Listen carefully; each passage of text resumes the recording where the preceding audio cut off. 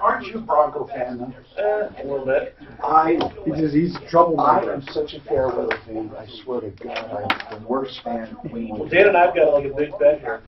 What happened is Mark was using your headphones this morning and he took this off. I didn't realize it. So that's my knowledge. Oh, okay. I mean, his path is like Mary Thomas drops one and gets on his one. No, we'll use it. What I'm saying is, I have some. We had the original one. Mark took it off. I'll have him bring it up. I mean, it's not. No, I know, but I just wanted before I forget. The quarterback saying like the guy was because he was being rushed. No, it was a quick out route. The guy read the route. Are we there yet? Are we there yet? And the Chargers aren't that good of a team. Is your mom? And they still almost lost. Yeah, they're probably not. They're probably not a very good team. They're gonna get beat next week. Remember, at some point you make this comment on his color. Just being like, because like the grayish hue to your skin is weird. And then Brutus, you say something too. Yeah, it's like, Mark, you look different today. What is it? There's something about your skin, like every now and then. Brent Ivins and Ideal Home Loan. Let's talk about how you can help home buyers. Ideal Home Purchase Plan that is an all-encompassing roadmap to buying your next home. Our 3-week closing guarantee where we underwrite and approve your loan up front. Our home buyer scouting report where you search for your next home so that when you find a house that works for you, you can close and close quickly without overpaying. IdealHomeLoans.com, 303-867-7000. Equal opportunity lender regulated by the video scene behind the scenes is more as entertaining as the show is. As a small business owner, you'll always do you watch through the video? Or? Fairly often, yeah. I should look at your sheet. I will. But what do you do for a living? You're a roofer? I'm an accountant for a roofing company. Oh. Just exclusively for a roofer? Yeah. They have a full-time accountant? Yeah. Basically like a CFO. Yeah. Your outgoing calls and texts show up as your professional phone number. Is it a big roofer? Fairly large.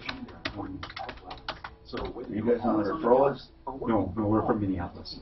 Oh, you're in town for the storm? No. Are you? No, we're not. I'm here for a conference. I was here for a conference for a legal working conference in Colorado Springs. So you are from, and then you happen to listen to us? Yeah, I've listened to you since '86 from Minnesota.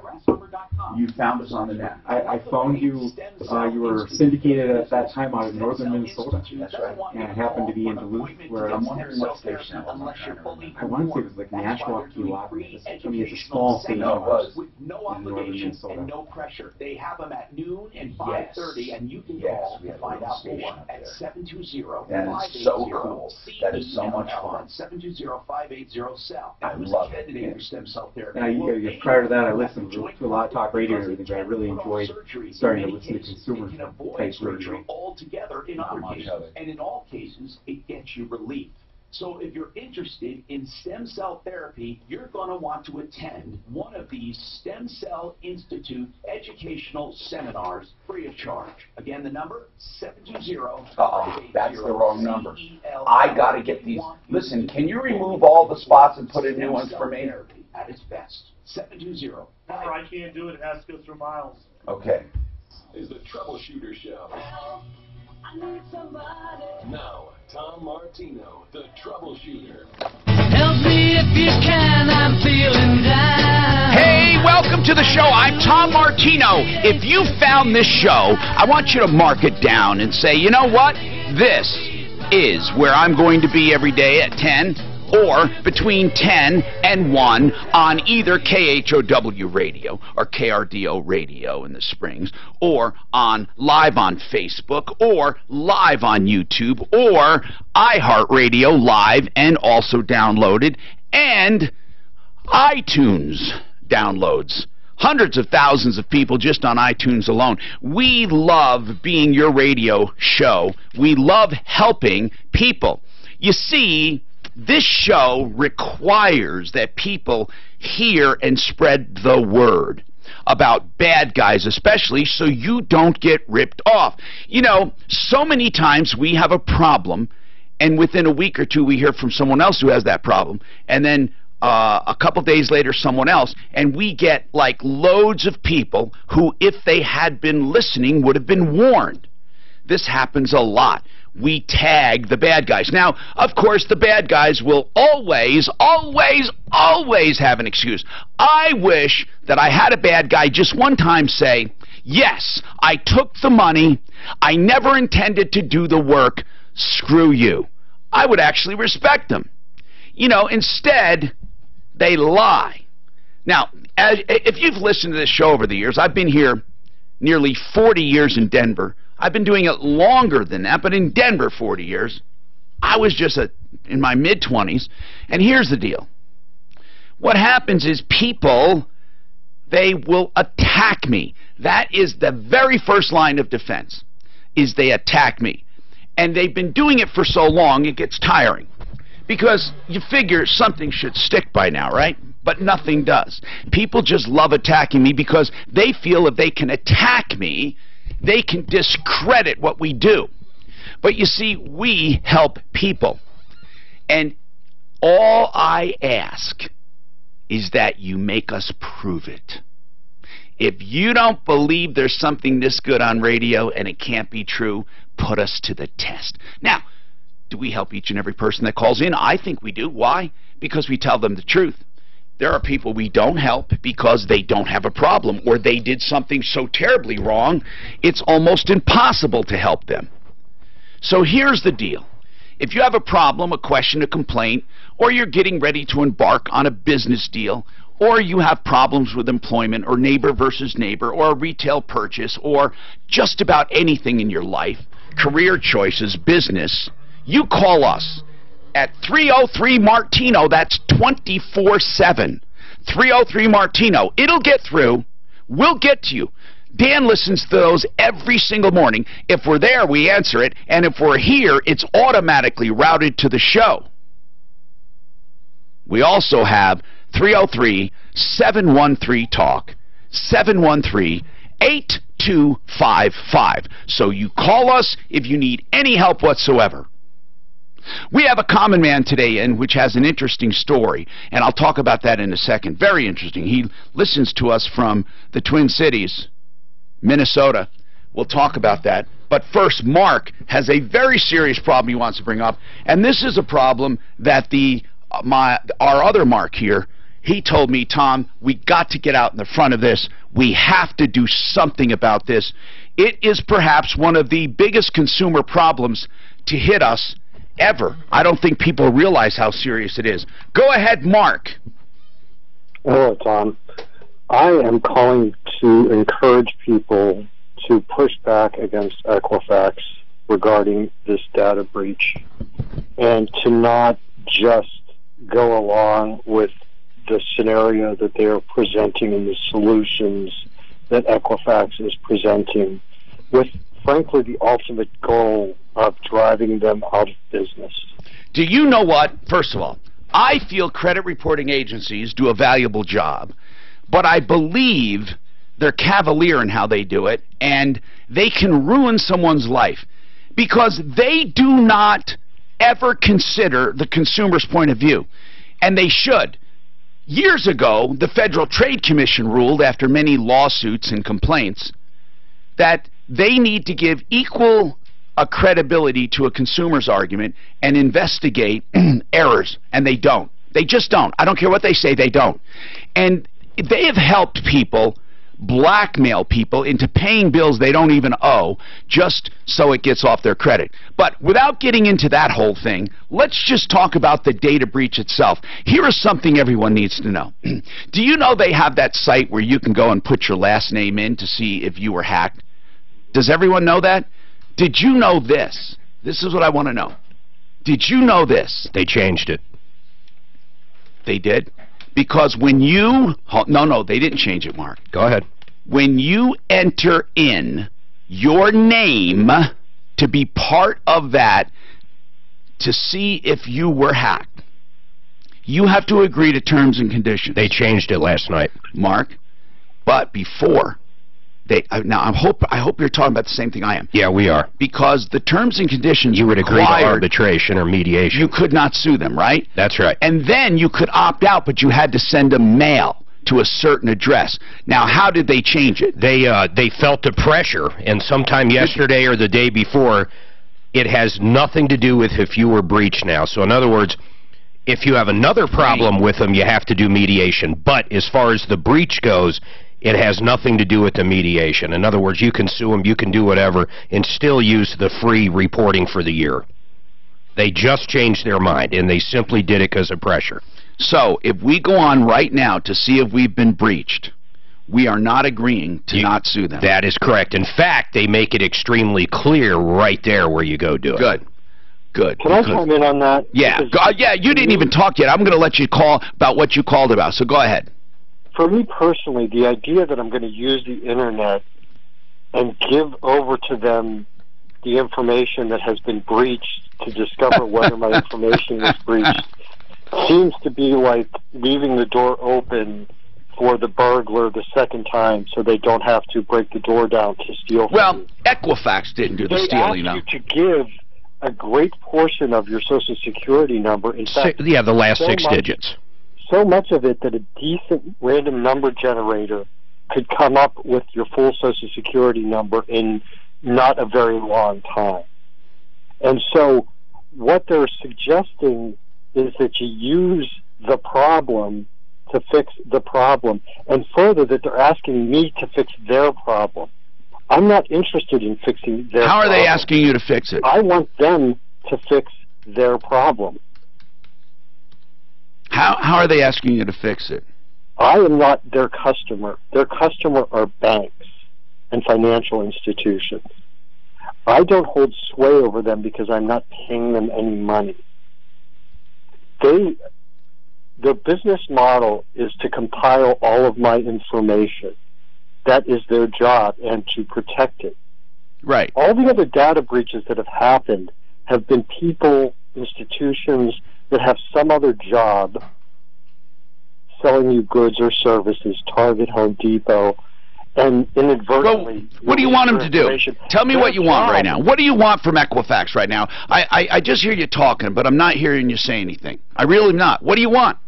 I would like for them to accurately reflect the scope of the problem. Because I think they are. Well, they're not going to know for a while. I mean, think of this, man. They could open an account in your Social Security number in 10 years. How are they going to reflect something that could or might happen in 10 years? No, he wants them to be honest with the public. I think they're being honest about it.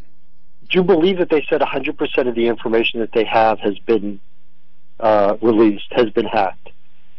Because I believe 100% of the information that they hold is now in somebody else's hands. And I'll give you a reason for that. Equifax... When was the last time you heard a bank robber in a bank pull a gun and say, give me 10% of your money? Mark, that's never happened. They didn't rob. So they went in behind the scenes. All right, so hold on. Are you disputing what percent was hacked? Yes. That's where I'm starting. But Mark, it's very easy to get into the computer and to only get partial information. They might have run out of time. They might have run out of a gateway. They might have run out of any number of things. I mean, the more recent reports seem to suggest, this is as of yesterday, that the breach occurred over a great number of days, perhaps 30 days. In other words, it was a long and drawn-out period. Correct. Okay. And I'm tired of companies just apologizing. Oh, I am too. But Mark, I agree with you. But what do you do about it? So what do you do about it? I don't hear you say, Mark, I don't hear you saying anything. I hear that you're pissed off, but say something. I spoke with my financial institution, Denver Community Federal Credit Union. Okay, go ahead. This morning. And I encouraged them to end the relationship with Equifax. Okay, so that's what you are advocating for getting rid of Equifax. Don't you know that TransUnion and the other ones will just take up where they are? I mean, it doesn't matter if you get rid of them. They're somewhat interrelated anyhow. They're not going to go. What are they? They're Equifax, and you have TransUnion, and then what's the third one? Experian. So don't you think that it doesn't matter if Equifax goes away, the other ones are still going to do it, right? I'll accept that premise if you accept my premise. What? The other two that are left will be more vigilant. That's true. If the consumers as a group force Equifax out of business. I think there's a relationship there anyhow. Listen, I agree. Mark, I'd like to see all of them out of business. You know what? I think that credit reporting should be what it used to be. Do you know how you used to get loans? You would give credit references, and then they'd have to call and find out, how are you doing? Mark, I really go back and forth as to how important credit ratings are. No, I know that when you're in business, you need to know. You've been in business where you want to know, does this person pay his bills? I think it's extremely important. But it gets too picky. Mark, honest to God, where if one 30-day late in the past 2 years can knock someone down where they can't refinance. I understand, but I still say it's very important. Then I think it's unfair. Then as a lender, you've got to look at it and decide whether or not to give it to them. Can we agree it's unfair? I think it's unfair. I agree it can definitely be unfair, yes. And I've sued them before, you know this. I think it's unfair. Let me ask you something, though, because this is gonna blow your mind. We had a call yesterday where someone stole the car from the body shop. Yeah. And what did you say? Well, that's not really their fault. They weren't doing anything wrong. A thief came in and stole it. Follow me? Right. If they didn't contribute to it, you're right. So now let's take that with what we're talking about with TransUnion and Equifax. If Equifax... A thief came in and stole it. If Equifax was not lax in its security, you're right. You're right. If they had all the new stuff and somebody came up with something better, you're right, Mark. They are victims in a way. Hold on, Rick. Your turn. What's going on with you, Rick? Oh, Tom Martino. Yes, sir. Man, you are the best. Well, thank you. I need a compliment now and then. Everyone does. First things first. Okay. Okay, up. Suzanne needs a raise. Okay. Let's get that out of the way right now. All right. What else? I used to listen to you in South Florida, man. Cool. Yes, I lived in the Keys. And by the way, how the hell's Key West doing? It did pretty well, actually, considering. I mean, it got hammered pretty bad, but the West Coast, all up the West Coast, got really, really hit. Miami got hit pretty hard. They're all pretty bad. I mean, Key West wasn't hit as badly as they thought. Oh, good. I used still underwater, but I used to live on Big Pine. So anyway, do you watch the news? You could find this out on your own. No, I don't have a television. Why? What do you mean, why? Oh, okay. Okay. You can't see House of Cards, man, or Game of Thrones. Anyway. No, I don't know nothing about nothing. So what do? You listen to the radio and do what else? This is what I got. I got a telephone, I got a radio, and I got a hammer. A hammer. Oh, what's the hammer for, by the way? But do you remember... When you get pissed off, you literally hammer at it? Hammer it, of course. I hope I've never made you hammer it, sir. No, Tom, don't hang up on me. Well, I got to take a break, though. Hold on, I got to take a break. I'm sorry. Hold on. If you have something to say, Rick, really. But I promised Drew I wouldn't be late, and I'm already late, and he gets pissed off when I'm late. Frank Duran, the real estate man, by the way, if you're looking to buy or sell real estate, you can't do better than Frank Duran. I'll tell you what, I just got this letter that said, Tom, my house was nearing foreclosure. Believe it or not, in this market, Frank was able to put an end to it and get a buyer immediately. Frank Duran, by the way, whether you're listing your home or you are looking for a home, he has teams to do both. He never holds you to a long-term contract because he knows you'll be happy with him.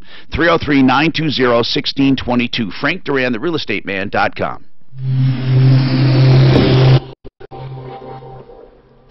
So what about our friend? He's just a nice friend, a weirdo, or what? He's a nut.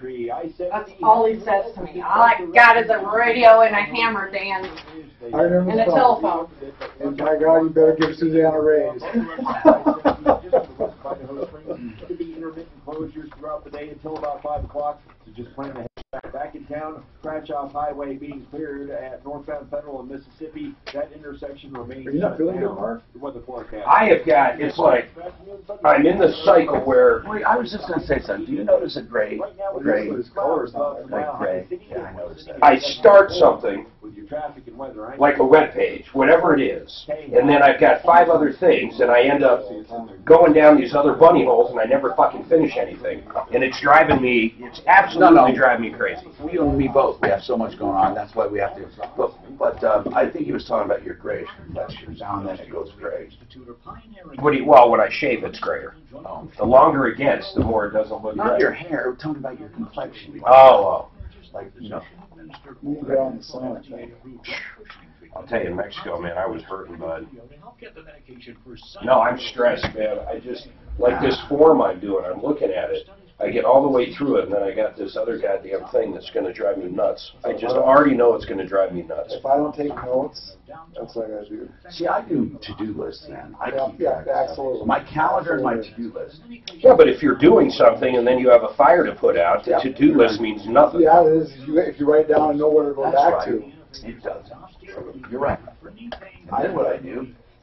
Then you try to get back on that to-do list. And you start thinking, am I losing my mind? Where was I? Don't you think that? It's like So with Equifax, is there a place you can put in your name to see if you were hacked? Yeah. Where? Oh, there is. Have you done yours? Yeah. Were you hacked? Well, the message it says is most likely you were. That's how it puts it. Did it say how much, where do you see it? Let me look. do they say how much do we need to give you to go away?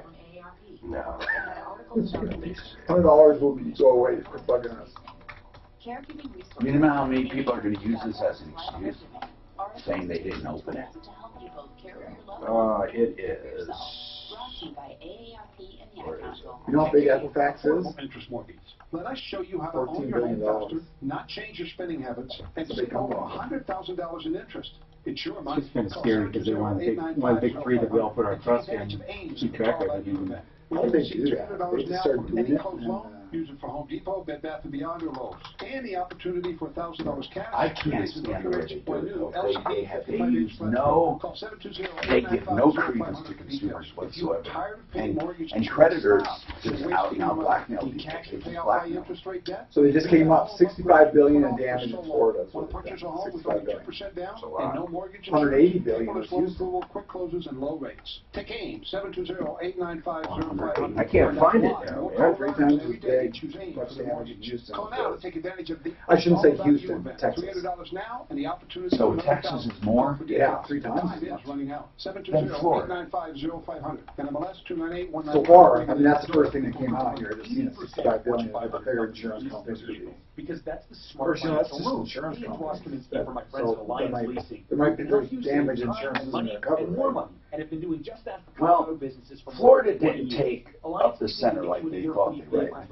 Did it? Did Florida get spared somewhat? Yeah. Big time. And then it dropped its intensity pretty quick, too. That's right, just like Alliance. But the major cities were Naples, I think, was the major one. and then Fort Myers, and then Tampa. It went up that west coast, right? Yeah.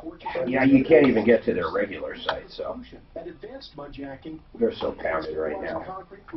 I can't even get to Equifax. You know, their stock hasn't even hit that fast.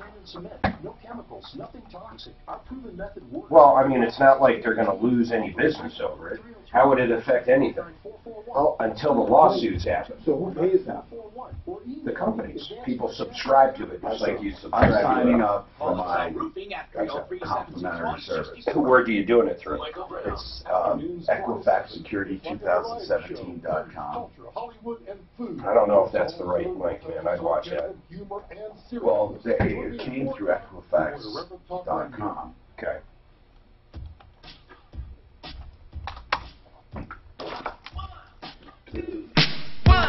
I'm gonna Hi, Tom Martino, your troubleshooter. 303-713-TALK. 303-713-8255. Welcome to the show.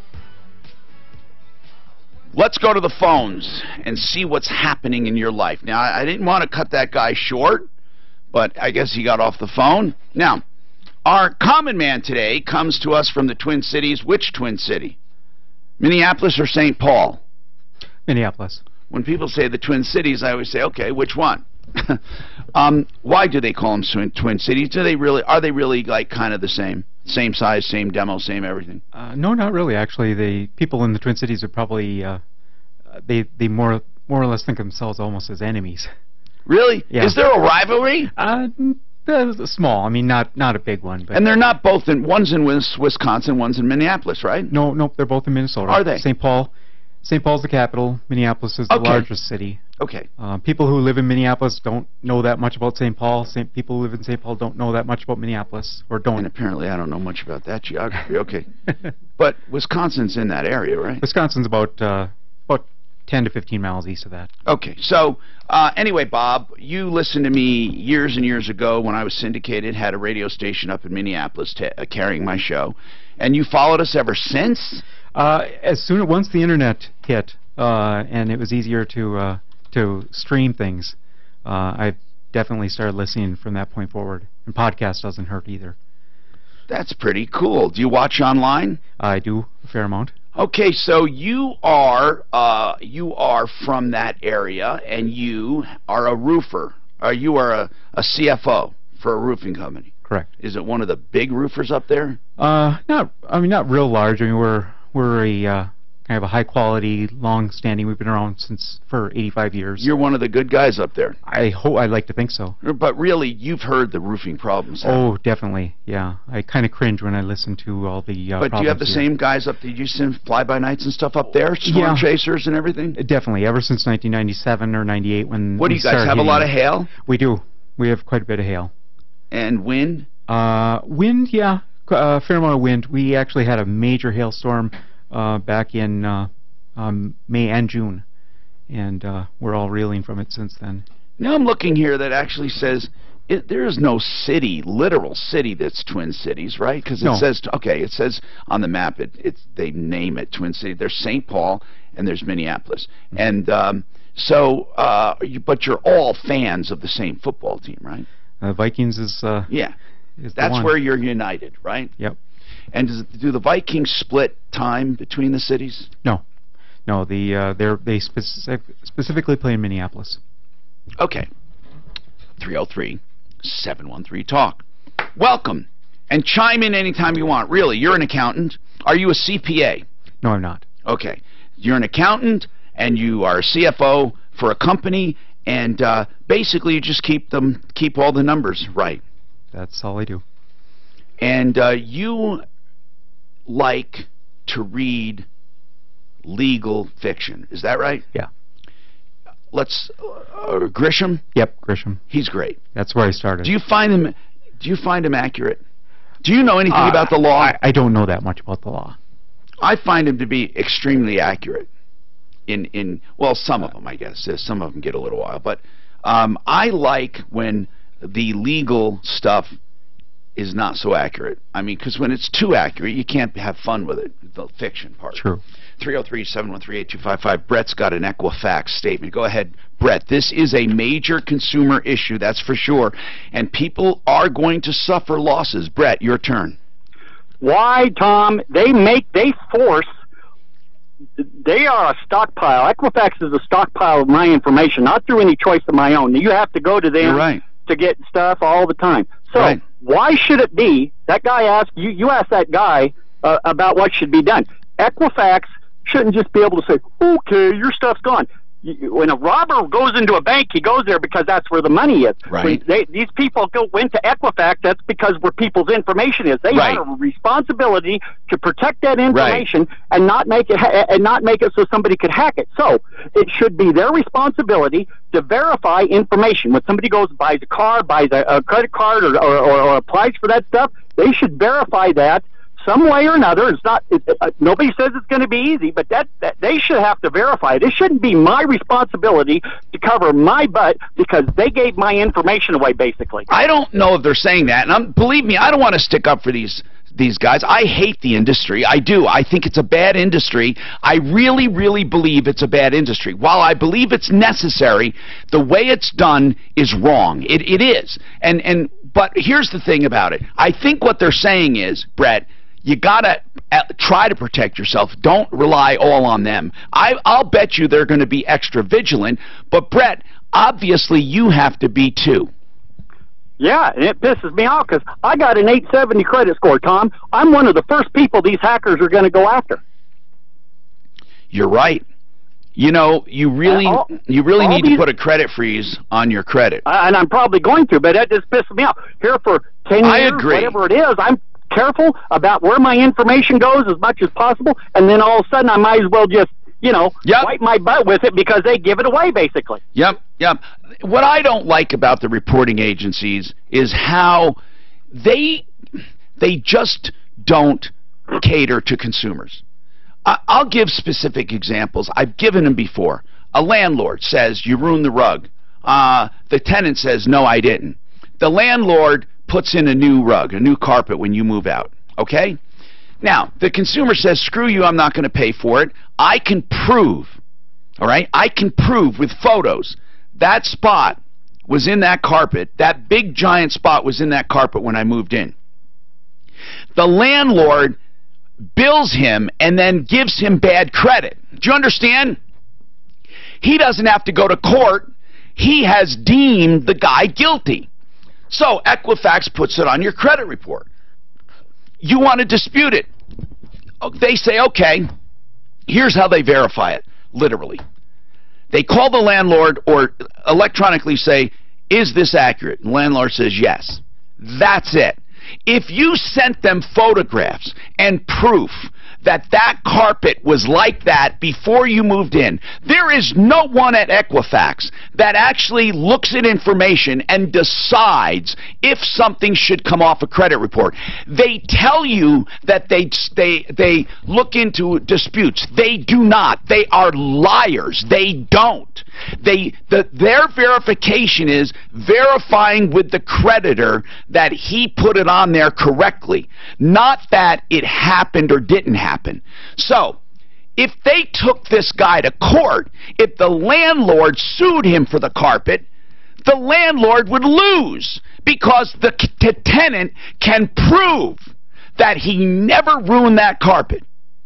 But as far as the credit world is concerned, this man is a deadbeat. So when he goes to rent another place, there's a possibility he can't. When he goes to buy a car, he'll either not get the loan or pay a higher interest rate. That will affect him everywhere he goes, everywhere. Think about it. They don't take people to court on purpose because they have learned that the credit reporting agency is the punishment. There is no room for court. You know what? I mean, it's terrible. I have given so many examples before. We had a case where Yellow Cab slammed into a woman and damaged her car in a parking lot. The police were not involved. It was a private parking lot. They sent her a bill for the cab. She said, "Are you crazy? It's your fault." Her insurance paid for her car, and it wouldn't pay for theirs because it wasn't her fault. You know what happened? They sent her a bill. Now, she has on her credit report an unpaid bill now for $600, well, it was back then, for $600. Well, that looks like she's a deadbeat and she ran up a taxi bill. Had they taken her to court, they would have lost, or at least she would have had a chance to fight it. But what happened? Her credit was ruined. Why? Because they use the credit report for blackmail. And then there are situations. Let's say some guy is laying in a hospital bed dying and can't make a few payments. As soon as he gets out of the hospital, he rushes down and makes all his payments. Oh, I know, you say, well, he can tell his mother, he can tell his brother. No, I am really talking about real life. Not people that make up stories. Real damn life. And this guy gets out of the hospital and writes all his bills, and now he's marked 30 days late on all of them, or 45 days or whatever. He calls the credit reporting agency. He can prove he was in the hospital. They can look at his record, and they can see that that man has never, ever, ever been late in his life. But he gets dinged now, and that will affect, if he wants a mortgage, that'll affect everything. Because they have no heart. It is a machine. And that is where it sucks. We have more coming up. Mark, I can't get over with these assholes. I had a guy on from the credit reporting agency one night. He came on the show to promote a program they were having about, you know, credit freeze or whatever. He made the mistake of coming on the show, and I asked him, how do you verify information? They have no process. They are liars. They don't look into evidence and information. They don't look at shit. To Larson Tax Relief, if you owe back taxes, if it's been years since you filed, these guys are the best. I can't stand it. Did that guy say he had an 870 credit score? Probably did. Says it all. 850 maximum. Relief from your tax debt problems. Larson will get you the absolutely best possible resolution. You won't have to worry about your wages being garnished or losing your house. Larson will get between you and the IRS. They'll save you thousands and thousands of dollars. I trust Ron and Jack Larson and their team of experts, and you can too. 844-LARSON-TAX, or check them out at LarsonTaxRelief.com. That's 844-LARSON-TAX. 844-LARSON-TAX. Larson Tax Relief is the only tax relief and audit organization I endorse on my referral list at referralist.com. Super fresh sushi, juicy prime rib, spectacular unique crab legs. We've got them all and much more. When you switch gears, would you take 6 first? I missed your last week. I was supposed to have gotten her on. That's, what's her name? Angela. I know Tom's going to want to see the lease. Did you get a copy of that? Unless the problem was simpler than that. She says they ripped her off for $8,000 for Apple one day. We have a lot of calls on them lately. Yeah, I know, you're right. Is her email coming as Angela? Yeah, something happens down there, something. Yeah, their management shifted, right, Mark? And this was Did Arapahoe Hyundai, their management changed totally? That's on the sales side, yeah, sure did. Well, it's been a year and a half or so, though. We're just getting a lot of calls from them lately, Mark. Yeah, I know we have. They suck now. There's no doubt about it. I'll look, Dan. Okay. That's not where you go, is it, Mark?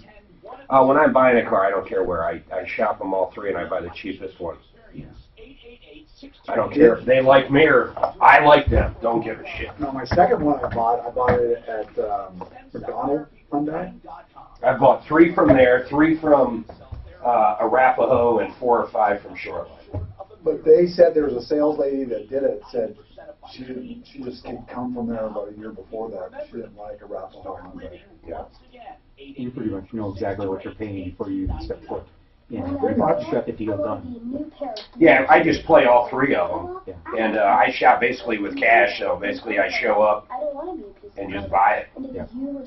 But yeah, it usually takes about 4 or 5 days. The hardest part is finding the bottom. I mean, it truly is, because you don't know what kind of waterfall they get back.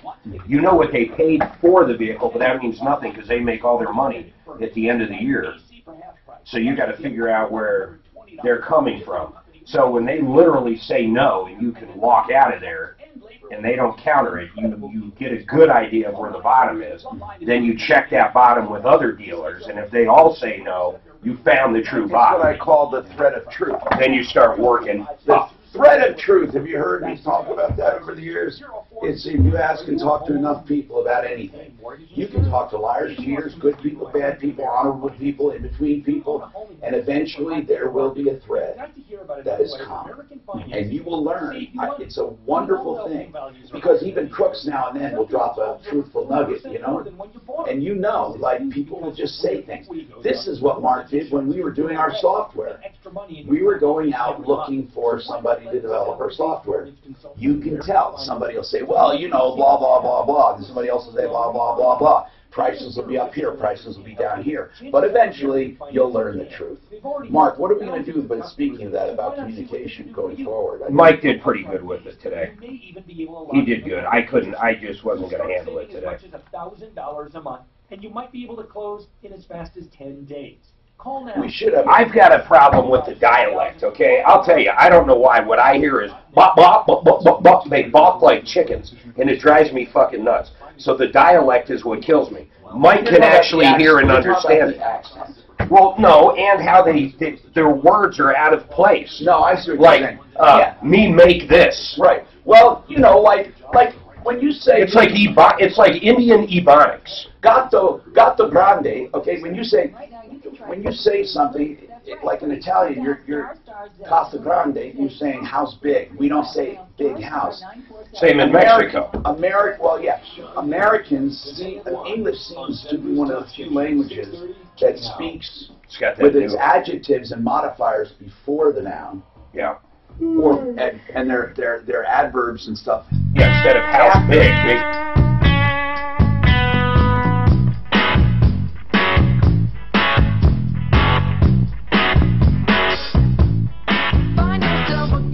Hi, Tom Martino here. Welcome. 303-713-TALK. George wants to comment on Equifax. It is a major deal, folks. But it's not just the breach that's major.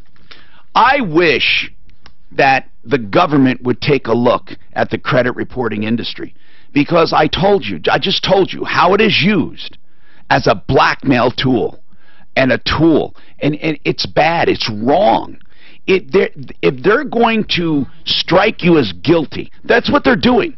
They're accusing you of something and then making the determination without due process.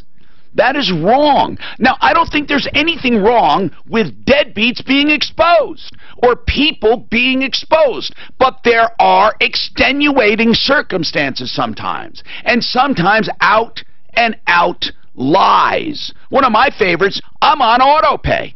Literally on auto pay. Nordstrom took my payment out late. They even admitted it. They're on auto pay. And they said, the reporting agency said, sorry, you were late. And it's just amazing. And then Nordstrom says, well, you know, we took it out when we took it out. They don't look at circumstances. You will never get them to look at circumstances. It just sucks. Go ahead, George. Good morning. I remember when you first came out with that Nordstrom story, and that just explodes my brain out. It is. It's weird. I swear to you, there's nothing you can do about it. I know. It's the most bizarre thing, and they walk away smiling like it doesn't matter. Nothing matters. They just go about their business. We're all numbers. We are all numbers, George. We are. So getting back to the Equifax focus. The Equifax needs to do at least two things specific to support the people, all the people that have been impacted. Number one, pay for a credit freeze, a credit report freeze for all three agencies. Right now, the offer when you sign up with their ID, their protection plan, which they pay for. It only supports a credit report freeze for just their company, Equifax.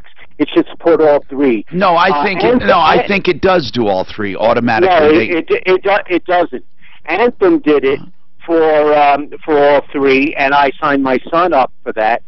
But this one only does Equifax. That's number one. Number two, they should provide that full comprehensive protection, even more comprehensive than they already have, their premium plan, for 5 years. 5 years, fully paid for, that's it. Because right now it's more of a marketing scheme. They give people a free year. They get FTC to somewhat off their back, and then they figure there's going to be a percentage of people who will continue the plan and pay for it themselves. You're right. Now, in terms of the numbers, years ago, most of my life, I gave blood on a regular basis. When I moved to this area, to Colorado, I had been traveling abroad. I couldn't get blood right away because of my traveling. I had to wait a little while. Then I went to Bond Fees. Bond Fees wanted me to register with them and use the Social Security number. I said, to heck with you. I know. You could assign any number you want with me. You could use my... I know. It sucks. License. I know it. And so I didn't give them blood, and I went to another company that collected blood at the Children's Hospital, and I gave them my blood. Now, Bond Fees, and I spoke to the CEO there, and he just said, this is the way we do it, that's it, tough luck. I know. And Number, you're a number. A drop of my blood. You're a number. You're a number.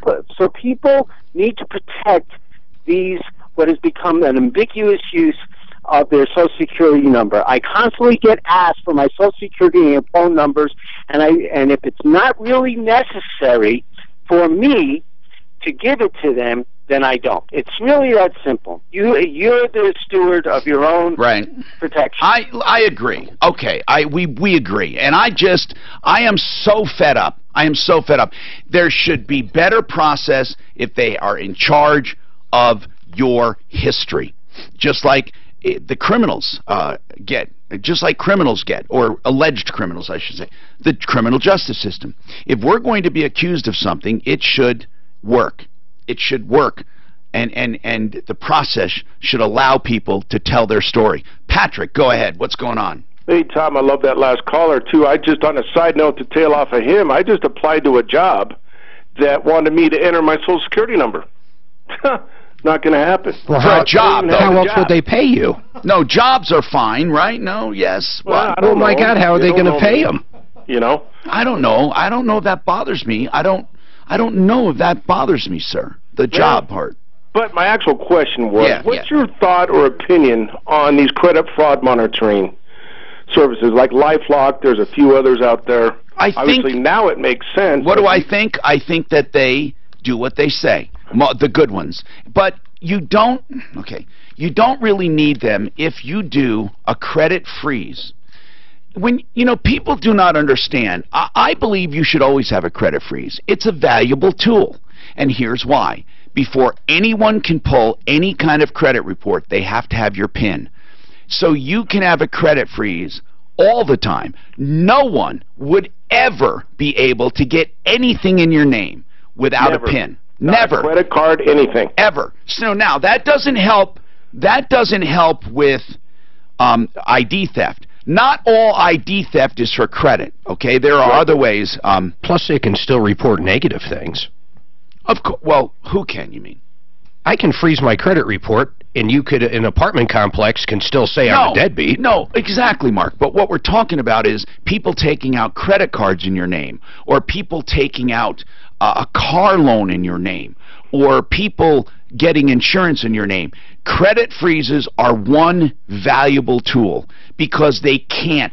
Credit reporting agencies hate it. They hate them because it's a hassle and they don't want to cut down on business. They're afraid that if everyone did it, it would stifle the system, and everyone should do it. But see, they put a cost associated to it. I think they do right now. Isn't it $5 or something? I don't know. There's a cost.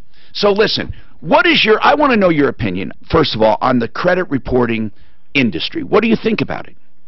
It makes sense. Certainly right now it's more egregious. No, it makes sense. But what do you think about consumers' rights to contest information? Well, that's just it. I'm not sure that there's a return on investment on it. I mean, I'm paying, whatever it's going to be, $27 a month. What I'm saying is there is no place to contest it. That's the point. There is no place. They say you can contest it online, but they will never change it. Never. Unless it is a true error and the creditor agrees. If not, they won't change it. Trust me, they won't change it. Rocky's Autos, 63rd and Federal. Used car, truck, SUV, or van. Rocky's is there in this in-between stage, I call it. They have the large selection of what you need. If you want to get a pick-me-up truck, a front-wheel drive, four-wheel drive, all-wheel drive, no-wheel drive, just kidding. If you want to get, I just want to see if you're listening. If you want to get a car, truck, SUV, or van, and you want convenience, they have convenience because it's big, open, wide, plenty of parking, 63rd and Federal, and Monday through Saturday, 9 to 8, plenty of time to get there after work, and 40 lenders to choose from. All of it in one location, 100% approved before you leave, with a credit, of course, so you get to get the deal done, and you never have to worry about them calling you back saying, oh, we made a mistake, you got to bring in more money, or you got to bring the car back. None of that crap. Rocky's Autos, Monday through Saturday, 9 to 8, 303-426-4646.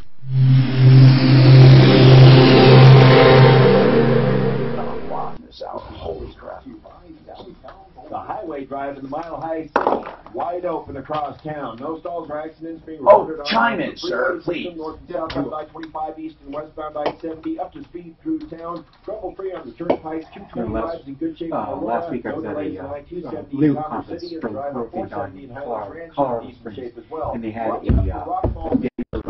assistant district attorney speaking about fraud within companies and everything, how to detect it. Well, I asked him if he had heard of John Island. He had. He knew nothing about it. Pardon me, I'm getting tons of people asking, the big question is, how do you freeze your credit? So can you guys address that? Go right up. 16th and 17th on the Pool Street Mall. Enjoy live music, craft beer, the Firefly Handmade Market, and children's activities. Details at BoulderFallFest.com. It's unusual. I explained a little bit about what happened with Don Alley, and he said, well, it must have been a federal commercial is mainly aimed at family. Because usually This is a Denver assistant district attorney. They call the Raleigh House. We just know these people. They don't. Therapy. It was federal too, though. It was, but I still can't believe they had Educational seminars free of charge. Again, the number? Media didn't do very much. No, but you'd think there'd be some talk. Painkillers are the biggest thing right now. Educational seminars free of charge. Again, the number? Problems for many. If you have a loved one who is an addict, they can help you approach them even. Here's the number for the Raleigh House, 720-893-5559, 720-893-5559. Isn't it amazing they still call the Broncos Sports Authority field? It's not even. They don't call it sports. Yes, they do. It's logoed that way. Yeah, it's local sports authority. What did you think of the woman? The name is still up there? Yeah. The woman calling the game yesterday. It was the first time a woman's called an NFL game. I was listening on radio. Oh. By consolidating your high interest debt into Are you kidding me? That really is. Did you That's an insult. What's Sports 30 or listen A woman. value? Oh. Hundreds of thousands and more every month. She didn't sound like a woman, though, I'll tell you that. Which song? Her voice literally was kind of... She sounded more like a guy that was... sounded like a woman. Who was the partner? I don't know. I never heard of either of them. I found it very bizarre. They had two no-namers on the first Monday Night Football game. Well, there's two Monday Night Football games. Well, that's true. It was a late one. Yeah. I can't believe how late that is. Can you imagine it started at 11 o'clock? No, at 10:20 on the East Coast. If you want luxury granite or quartz, So it didn't even finish up till 1 o'clock there. they'll sell you the stone at the wholesale price. Of course, the East Coast people stay up late, don't Educational they? seminars free of charge. Again, the number? Versus us. And the number? 40. That's 8. And get a seat. Now at 303-386. The number 855. That's 303-386. The number 855. The number 8. artofgranite.net. Tom, you should see if you can buy the naming rights. The Tom Martino Field. That sounds good. You got a good ring to it. 855-262-44. The Troubleshooter. The number 855-262-44. Come on, Mark. 855-262-4040. I had no idea this stuff was so darn handy. Blue Nemo Original Super Strength Cream. Available at all major retailers. It works fast. Did you watch the whole game then, Mark? Muscles and joints. I didn't watch. I was on. I was online the first hour, but after that, I watched the end of it. They started really sucking at the end, man. So what sounds like I fell asleep. It was bad at the end. I thought they were going to lose. How's he quarterback? He was great up until the end. Well, even at the end, was it him or was it more the? I mean, I think there was two fumbles, what back was to the name? back. What's the It was name? bad. Fumbled. Learn more at downtown. Oh, the one who got sick. He looked good though. He did look good. Mornings 5 to 10. Education I think their offensive line is like last year. restore justice for young men. Educational seminars free of charge. Again, the number Put money on? 855-262-4040. Put money on? Yeah, I broke even. They want To push 3 points. I seen some with 30, some 3.5. I wouldn't have bet 3.5. Close.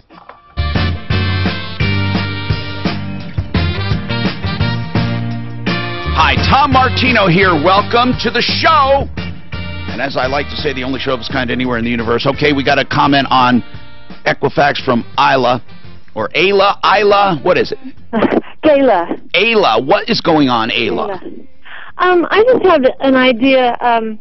I've been wanting to do a credit freeze on my accounts, and it's just such a a time-consuming thing to go to each credit bureau and do a freeze. Now, I dispute that because I heard when you go to one, it's a spread across all three. We can look that. Are you sure, Mark, you have to put it on each one? Because I tried it one time and I only had to do one. Now, maybe they've changed it. Now, hold on. Mark is saying you got to do all three, so don't go by what I say yet until we check it out again. All right.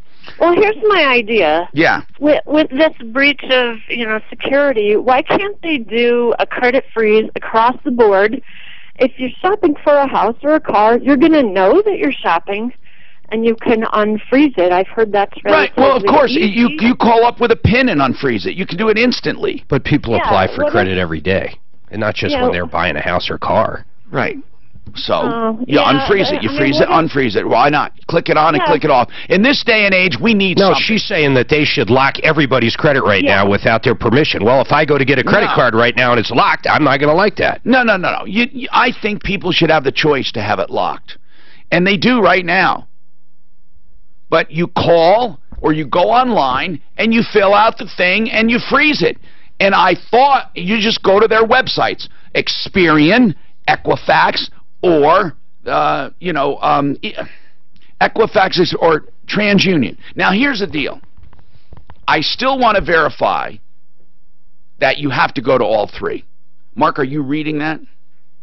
Yeah, not only am I reading it, I'm going through the whole process right now. Tell me what it says. What is this? Well, I'm just on Equifax. That's one of the three I got to do. And it says make sure you go to the other two, or this only covers us. Does it say it? Yeah, if I go to what was called the Credit Freeze Guide, it actually shows you links to the three. Okay. Yep. Well, then there you got it. The Credit Freeze Guide. I guess that's true then. Angela? What's going on, Angela? To contest the claim. Here would be my example. Okay, I'm going to just put her on hold, and then we'll see when she's ready. I'll take Sean right now who has a comment. Sean, go ahead. What's going on, Sean? Hey, Tom, out of the three credit bureaus, Equifax is the easiest one to get stuff removed out of. What a lot of people make the mistake is they do it online. Now, you can get it removed, by the way, if it's truly an error and the creditor agrees. No, you'll get things removed. Where you won't get them removed is where the creditor put it on there and wants it on there, and it's wrong. Yeah, you know what? Every time I've disputed through a letter with Equifax, I've had it taken off there. But when you do it online, it gives them more time. But if you when you talk about every time you've had it removed, was it something that was truly in error? Not all of it. I used to do like 3 or 4 at a time until it all disappeared. You just got to stay after it every day. That doesn't work anymore, Sean. They've learned about that because these places that say they improve your credit and they blast them with letters, that ship has sailed. They have computer programs and analysts to handle that. They do not automatically remove stuff just based on multiple inquiries. Okay, so it took me exactly 3.5 minutes to put a freeze on my Equifax. So whoever just said it's time-consuming, wrong. You did it online just now? Yeah, I'll tell you how fast the other ones go. All right. And there's no cost associated with Equifax. I'm Tom Martino for ID. Break. Because Ideal wants to make sure if they do a refinance for you, they could achieve good. Then you were in.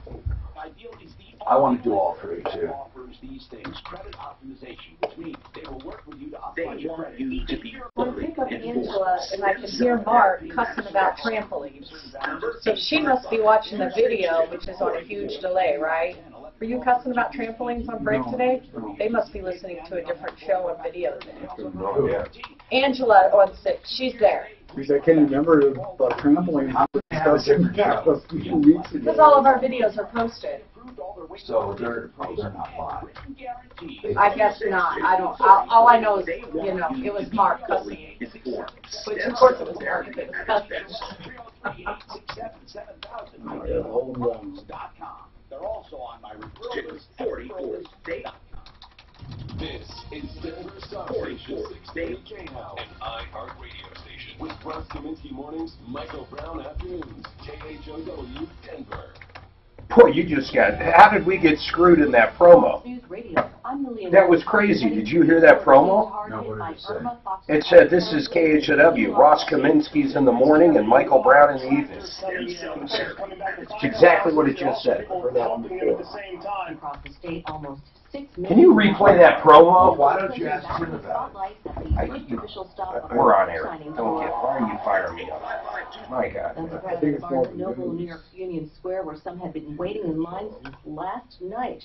In her new book, What Happened, Hillary Clinton says she is convinced that Donald Trump had help from the Russians in the 2016 presidential election. In an interview with USA Today, she says she believes there was communication between the president's associates and Russian officials, and they tried hard to hide it. Fox Radio's Tony Gonzalez, President Trump tweeting, "It's fascinating to watch people writing books, yet they know nothing about me." We report, you decide. So is you as liberal as the cities are there?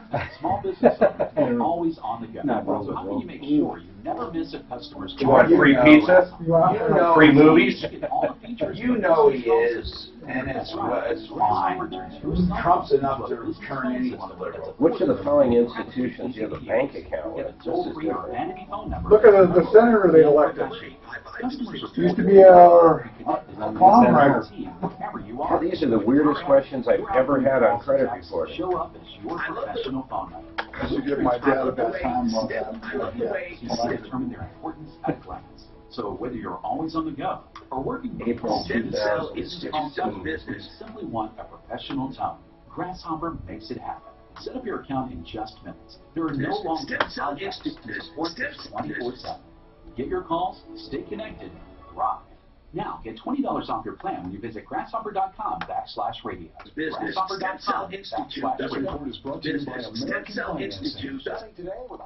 God, those are the strangest questions. You know how they'll ask you questions that only you know? Right. Okay, boom, that one's done. Wait, what do they want to know? What was the question? Like, what are the 4 places you lived at one of these 4 places? Yeah, so one of them said the banks. It said, which bank do you use? And I've got like 4 different banks I use.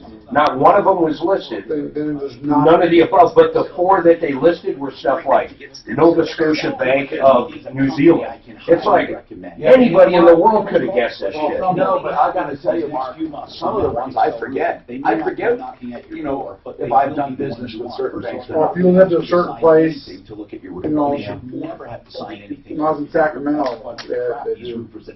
Now this one's done. Now I got one more to do. So I did Experian and Equifax. Now I'm going to TransUnion. And then how do you unfreeze it? You go back to the same, well, it's each site, and you'll have the ability to unfreeze it. A pin? Uh-oh. TransUnion is unavailable. Please check back links. Well, that makes sense. They're the ones that got hit, right? No, Equifax does. Well, why the hell would TransUnion then? So when you unfreeze, are you unfreezing? What at that point are you unfreezing for temporary period of time? I'm assuming there's 2 options, completely or temporary. That's what the other site said it'll do, but I haven't done Did you make a pin? One of them sending me a pin, I guess both of them. They said then you can change that. Well, really, they do it through everything else. The bank accounts, what addresses have you lived at? TransUnion. I think TransUnion and the other ones are related somehow. Yeah, there's credit freeze. They're 3 separate companies, all publicly traded. TransUnion is the smallest.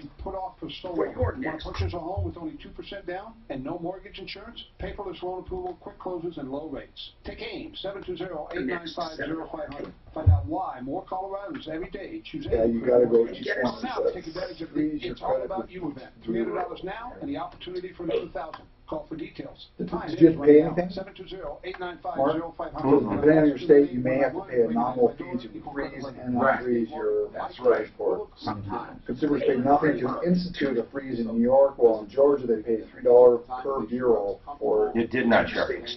Music preference and the right temperature.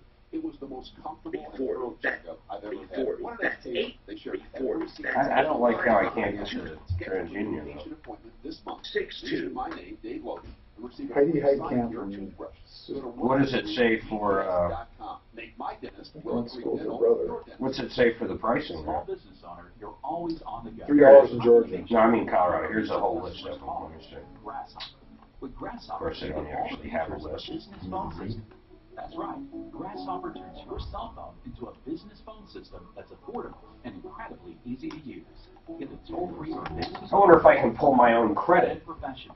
Customers when I have a credit freeze. That's a good question. you or your team. Or does it just, everything stays the same? Your outgoing calls and texts. What do you mean? But you said they can, so what does a credit freeze mean? That you can't access new credit? Other people can't pull my credit score, that's all. Or they can't pull your credit score. Can they pull your credit scores, or they just can't access No, they can still credit? affect the score. But why- Everything is still affected and your score is going up and down, but no one can pull it. And if they can't pull it, they're not going to issue you a credit card. Oh, so even like jobs, I mean, they pull it for jobs or whatever. Yeah, they're not going to be able to. Insurance company pulls it. They're not going to be able to pull it. That's why that lady's saying they should lock everybody in the countries. It's like, what? Shooter.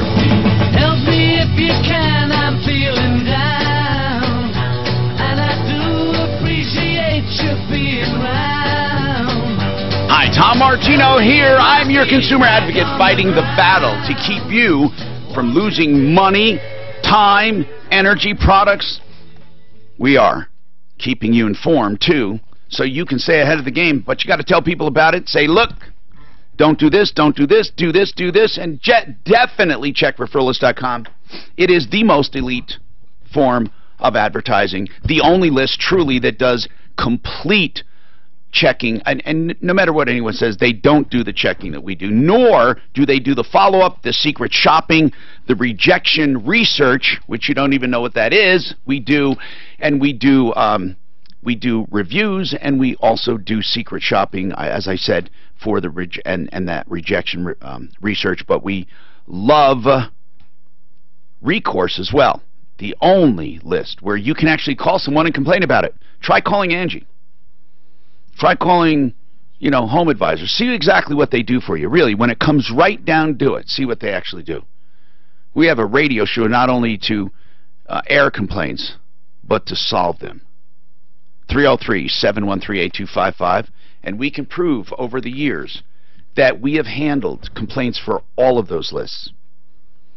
Now, we have a big problem right now with this credit breach with Equifax, but I hope it shines a light on the entire credit reporting business, because the entire credit reporting business is what sucks. They're unfair, and they really are a scam.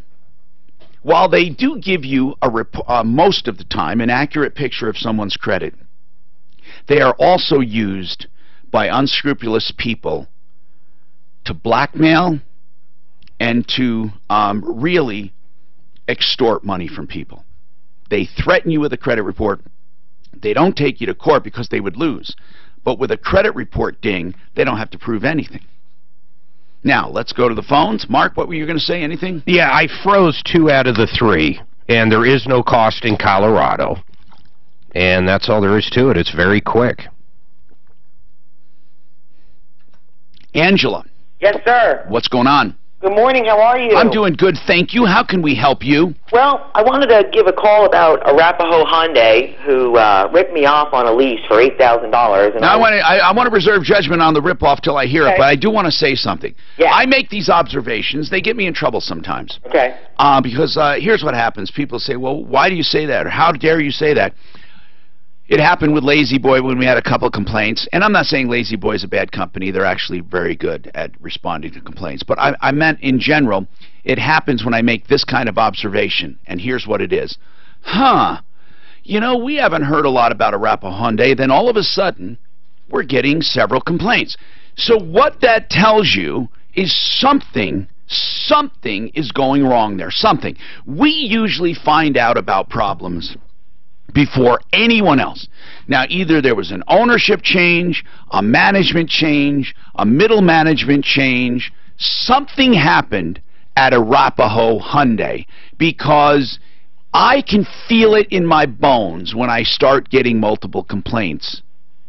So what is your complaint? And by the way, we should ask, when we call Arapahoe for a comment, we should say, hey, level with us. Martino's been here for 40 years. He knows when he can smell something. There's something up there. We've gotten too many complaints. Tell us what's going on there. Have you had a... The short little story is my 2014 Hyundai lease was up. It's up in March of 18. I was getting all these letters.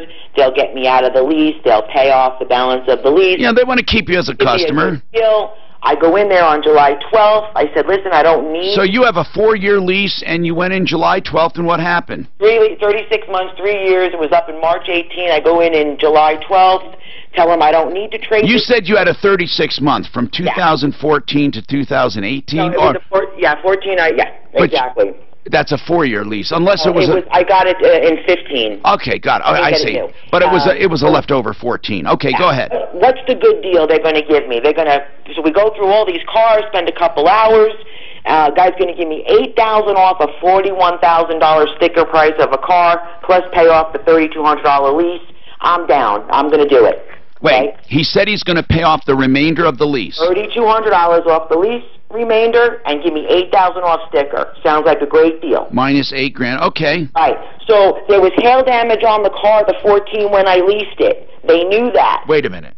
When you leased it? Yeah, I accepted it that way. The 2014 I accepted with some hail damage, no big deal. It's a very big deal. It would have affected your lease big time. Didn't know that, but they wrote it down on a piece of paper. I wouldn't be liable for it had I wanted to trade it in. And you have that piece of paper. Yeah. So until I get to this point in the new lease, they want me to sign a paper that says I'm liable for any damage to the 14. Now hold on a second. On this new lease, yeah, you're not buying, you're leasing, and they're taking $8,000 off? Yes. Okay. So what was the actual acquisition? See, without seeing a lease, it's really ridiculous because leases can be written in such a way that they can tell you anything. But anyway, keep going with your story. So with trading, with them paying off the existing $3,200 on the balance of the 14, I got to sign a document that says I'm liable for any damage if something comes up later. And I say I'm not liable. You guys agreed to this. So they changed the deal from a buyout of $3,200 to a trade-in. Okay? So I don't know how that's going to affect me. They don't say it's going to affect me. What do you mean a trade-in? Trade in the 14 instead of them And what do you get for the trade? I'm sorry? What do you get for the trade? Nothing. It's just going to be a wash. I'm going to trade it in, no cost to me. I'm still going to get my $8,000. Doesn't seem to be a problem thus far. Well, then that's exactly the same deal. They're paying off the car. If they're saying you can trade it in and it's a wash, how is that different than a payoff? It's exactly the same. Yeah, but they're not saying they're giving her that $3,200. Are they saying they weren't giving me that? They were paying off the lease for $3,200. They decide they want to do it as a trade-in, so they're going to keep the car, resell it. Still doesn't seem to affect. But hold on, and you still don't have to pay the $3,200. No, correct. All right, okay. So now what? I'm still good. Okay. The finance guy comes in. He says to me, okay, we're going to buy out the lease and we're going to give you $8,000 off. I say, no, they're not buying out the lease anymore. We're trading it in. What? It's the same thing. I know. I mean, what the hell? I mean, you can't be stupid. It's the same thing. Right. I got that. So why bother correcting him? I mean, okay, whatever you want to call it. Right. You can call it absorbing it. Everything is just the way they say. In any event, I'm there 5 hours. My husband calls. He's sick. He's got to go to the hospital. I go into finance. The guy, Bill Cerna, who they call Fat Bill, he blows through the finance with me, never goes over the deal. Well, you saw it in front of you. No, sir. There was no deal in front of me. It was just you have a little piece of paper. What did you sign? The salesman brings you a little piece of paper, says $8,000, $3,200. And you go, yep, I'll accept that deal. Then it goes to finance. Yeah, but then you have to sign like 16 papers. Right. Well, what they do in the last 2 leases that I had, they go over the cost of the vehicle. Right. And if they don't do that, you don't sign. He didn't do that. So why did you sign it? Well, because I was... No, but what happened? I still want to know what happened. I'm telling you. So what happens is he goes over the part of the deal that's just the buyout.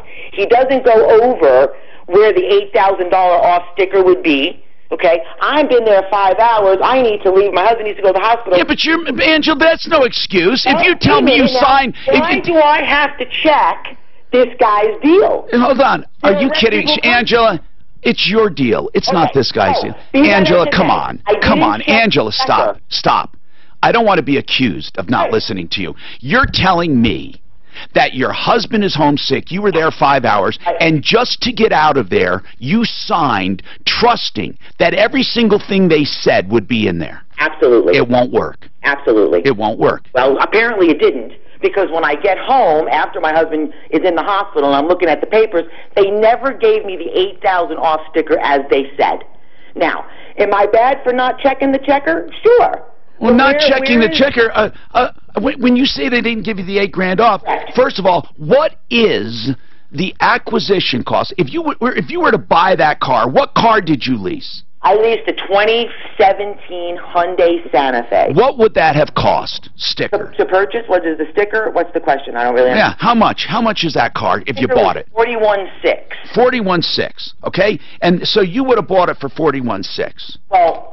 Is that right? No, sir. I mean, any deal you went to, you never buy sticker. But you were going to minus $8,000 from that, correct. Right? It was going to be a $33,000 car. $33,600 it would have been. Right. Now, $33,600, that's called acquisition cost in a lease. What was your acquisition cost written down as? $42,600. Okay, so they went back to the... Okay, so they did not do... Not only did they go back to the original sticker price, they dinged me a couple of bucks for the trade-in amount.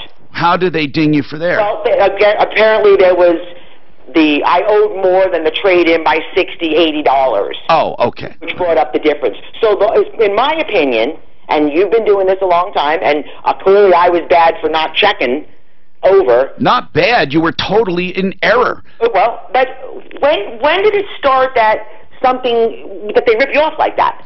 Well, why would I have... Angela... When did it start? Let's see. Adam, take a bite of this apple, and everything will be great. I mean, when did it start? I mean, okay, when did it start? Reputable company. This is my second lease with them. I'm supposed to be a valued customer. Angela, first of all, you know what? Here's the thing. You can show me your paperwork and tell me they ripped you off. Yeah. And they're going to say they didn't rip you off. And if I had to look at only the stuff in front of me, I don't have any promise. Do you have any proof of what you're saying whatsoever? I've got emails back and forth to the salesman from that next morning at 8:15. Saying what? I'm telling the salesman, you offered me $8,000 off sticker. It's not on the papers. And then what does he say? Yes, you're right, we did? He's saying, I'm not working today. Okay, so you don't have, in other words, let's go right back to the bottom line. You sound like a bottom line person. So, Angela, why didn't you get your promise in writing? There was one in writing. Where? Where is it? Show it to me. Well, they keep that. The manager gives that to the salesman. Angela, you really do sound, I'm going to use the term ball buster, you sound like you can take care of yourself. You do. Why didn't you take care of yourself? Because my husband called and needed to go to the hospital, and I had been there for 5 hours. I feel that's terrible. But on a dollar amount. What you should have done was say, my husband has to go to the hospital. This is a bad time. I need to come back when I can think clearly. Well, here's the thing, Mr. Martino, is everything, again, it's not just a matter of trust. This is a reputable company. And by the way, just for the record, Angela, I do believe you, for the record. It shouldn't change. Angela, for the record, I believe you, but there is zero you can do about this. Zero. Yeah, they're garbage. And I put it on a blog, a neighborhood blog explaining my situation. You should go review every single review you have. The problem is... they don't put the bad reviews there because I gave No. If you go to Yelp and Amazon, Yelp and Google and all, they'll put them up. What do you mean they won't? I spoke to numerous people that have worked there. They do it all the time. No, listen. If you go to Yelp right now and put a negative review up about them, it'll show up. I will. But be honest about it. Tell them that they promised you one thing and wrote something else down. Look, we're going to call them about this very specific deal. But Mark, what is your thought on this deal? What is your thought? You heard the problem. Well, if you're sitting here, you do a lot. What would you say? Truth in lending. it's such a basic sheet to look at. It's going to have the amount that's on there, the finance charge. I'm not sure about the lease part, but if there is something She equivalent... has at least 6 places where it showed the price. Well, that's what I'm saying, but the truth in lending is the most basic, and I find it hard to believe if she didn't see it, I doubt she signed it, so maybe she does have an out, because I don't know how you could miss the truth in lending. Let's ask for a copy of the deal. Let's get a copy. Does she have a copy of the deal? Huh? I don't have it. No. Well, did you get one? I mean, she called in. Did she? You know, if she showed up in the dealership and just talked for 2 hours, they might refund her as well. Okay, listen. Aurora Orthodontics was here yesterday, and he showed us a picture you will not freaking believe. It was a picture of a girl who had terrible, terrible crooked teeth, what they call in the business malocclusions. And afterwards, without ever having braces, they were beautiful because he can do that. You see, Aurora Orthodontics and TMJ, they have a system called the New Orthodontics. And if you get children early enough, they don't even need braces. He uses Myo braces. They are small, malleable braces you wear at night, and they gradually expand your palate and move your teeth. Now, if you do need braces, it's a fraction of the time. You can get this done, and I'm telling you, it's wonderful, it's fast, it is economical, and cheaper than, and less expensive than any other orthodontics, and it is permanent. 303-690-0400. 303-690-0400. NewEarlyOrthodontics.com. NewEarlyOrthodontics.com.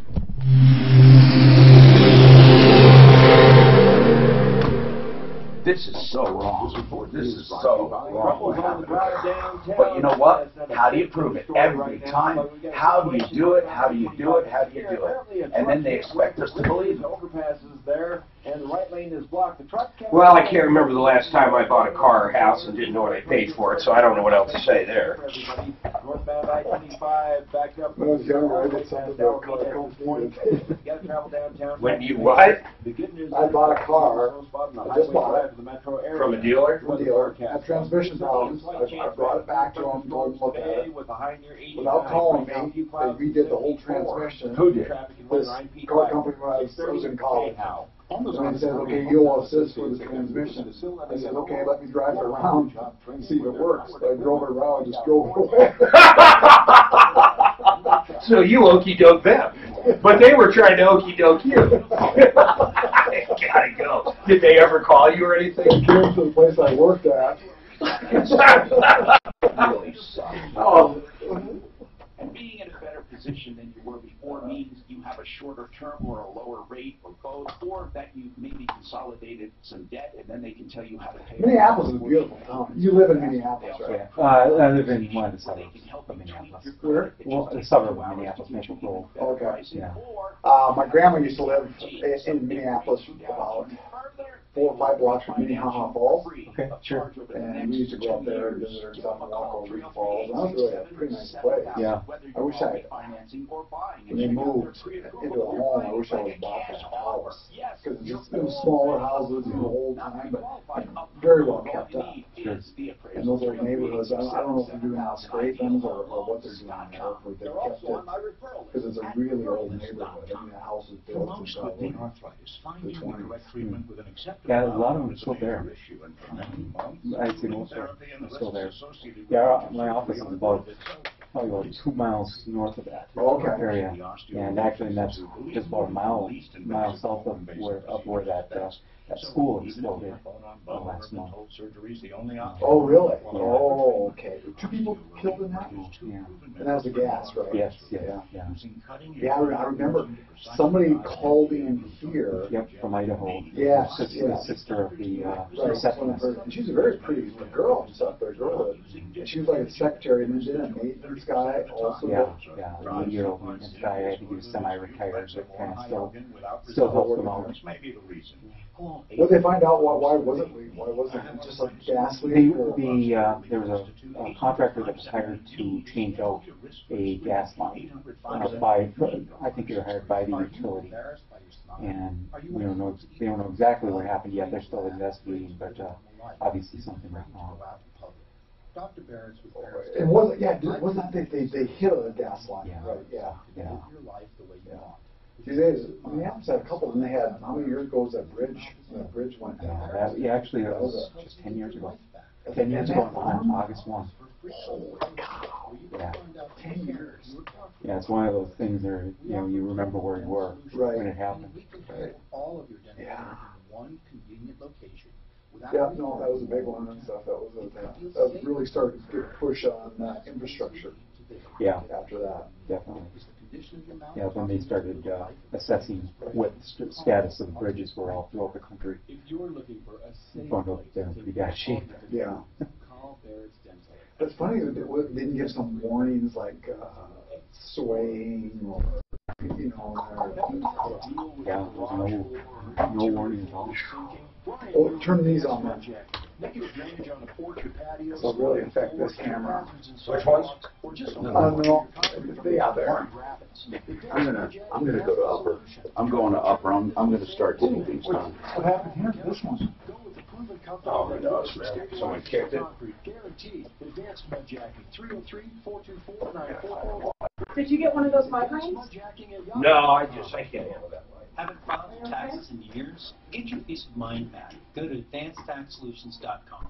I think this one burned out. Our iHeartRadio Music Festival text the keyword WIN to 200-200. You'll get a text confirming entry plus iHeartRadio info. Steve's been on hot too. I'm so sorry he's doing this. Tell him more about his gray, okay? Tell him. He's gray? I told him he was looking in the mirror. Okay, good. Hi, Tom Martino here. Troubleshooter Tom Martino, founder of Referralist.com. Let's go to the phones. Man, I got to tell you, we got so much going on. So many people want to talk about that credit breach. Now, let's call that dealership, get a copy of the deal for Angela, and ask him about it. Angela, I assume you have all your paperwork, right? I'm scanning it now to you. Okay, good. Hold on. And then let's call the dealership, see if they want to comment on this, and just see in general what's going on down there. Although I will tell you this, how can I say anything to them when I have a deal in front of me and she signed it, and unless I have any kind of evidence of what they promised. Now, I've gotten several emails that said, I believe her. They tried to do the same thing to me. You know, it's the bait and switch. They tell you one thing and then write something else. It sucks. I'm telling you, it sucks. All right. Dear Tom, where's that place that you said only specializes in siding? Okay, so what was the name of that, Mark? Eco Home Exteriors. They're on my referral list. I should know this. I'm sorry. I didn't mean to say what's that name. Okay, but they want to know if they do a fiber cement. They do, right? Yeah, but listen, they're in both. They're in Colorado Springs, who's listening now, and in Denver. Okay, and that's fiber cement siding, vinyl, lap, steel, aluminum, wood. They boast the best prices and the best service, and you get fast free estimates. That's Eco Home. So that's Eco Home Exteriors. They're on my referral list at referralist.com, both the Denver metro area and Colorado Springs. Now, they say they have decided to specialize in siding because so many people just do it as an aside and they don't do it right. And this is all they do. And if you think about it, that's what you see most on your house is the siding. They also do all kinds of wood siding still. 720-639-4477. 720-439-4477. Eco Home Exteriors, again on my referral list. And feel free, people, I appreciate when you email me, because if you don't feel like, you know, it's easy to search referralist.com and that thing, but if you want to email me, that's fine too. All right, let's keep going here, and I'm so sorry that you waited so long. Lori, go ahead. Lori, what can we do to help you? Hi, Tom. Hi. I have my landlady is trying to evict a tenant that has rented a room from her, And she's told him several times he needs to leave, and he doesn't go anywhere. And then Okay, now do you rent a room also from her? We rent the basement from her. And what else does she rent? Like, does she rent bedrooms or does she rent kitchens? What does she rent? He rents a bedroom from her. And so that's it. It's just does she have a written agreement? No. She does not. Okay, then that's called a verbal lease, and that requires only a 10-day notice at any time. A 10-day notice. She wants to give him 30 days. That's nice. When does he pay rent? And why is she evicting him? He has been verbally abusive to her. Keep in mind, you don't need a reason. If it's a month-to-month or end of a lease, you don't need a reason. So she wants to get him out of there. And when does she want to get him out? Because right now we're at the 12th. Does she want to do on the 15th, give him 30 days notice to the 15th of October? Or does she want to wait till the 1st of October and give him to the end of October? How does she want to do it? She'd like to do it right away so he is out by the 15th or whatever it would be. 15th of October? Uh-huh. Why does she want to give him 30 days? I don't know. Because here's what's going to happen. If she gives him 30 days and he's not out, you're going to be October 15th. Then she has to give him a 3-day notice to leave, to quit. And then if he's not out in that 3 days, which will be the 18th, now she has to go to court, which will put her into November. Then when she goes to court, she'll get an eviction notice. Then she has to get the sheriff to come by to supervise while she hires people to move his stuff out. Now we're toward the end of November. Right. Well, she has told him that, you know, he's going to get served. Okay. And he said he will wait, and he'll wait for that 30 days. Then don't do the 30 days. Then I'm saying do it the end of the month. She only has to give him 10 days notice. That's all that's required with a verbal month-to-month lease. She is in September. She gives him a notice on the 15th of September saying, I want you out by the end of September. Okay. And just say, I'm giving you your notice. If he's verbally abusive, what? In writing. What were you going to say? If he's verbally abusive, I don't know why she'd want to give more than the 10 days anyway. You're exactly right. And that's Bob, by the way, our common man. He has threatened to make trouble for her, and she thinks if she's nice, he's going to be nice. Okay, then I'm just saying this. She shouldn't do it. She should give him till the end of September because he says he's going to wait.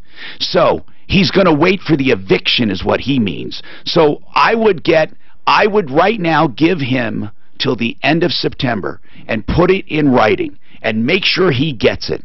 And then when he is not out at the end of September, you have a 3-day notice that you post on his door. You post on the exterior door and on his bedroom door. And then when he's not out, then she takes that to court. Does she know? If not, she goes to Brandon Siglian on a referral list. Okay? So get it done. But so that's it. Did you have any specific question, Lori? What is the notice called that I have to print up for her? The 3-day notice? Yeah, or the 10-day or whatever it is. There is no notice for that. That's just a letter saying I'm terminating your verbal lease. I am terminating your verbal lease. Okay, so it's not like a legal form she has to fill out or anything? No, she just writes to him, I'm terminating your verbal lease as of the end of September. Or no, put down the date, you know.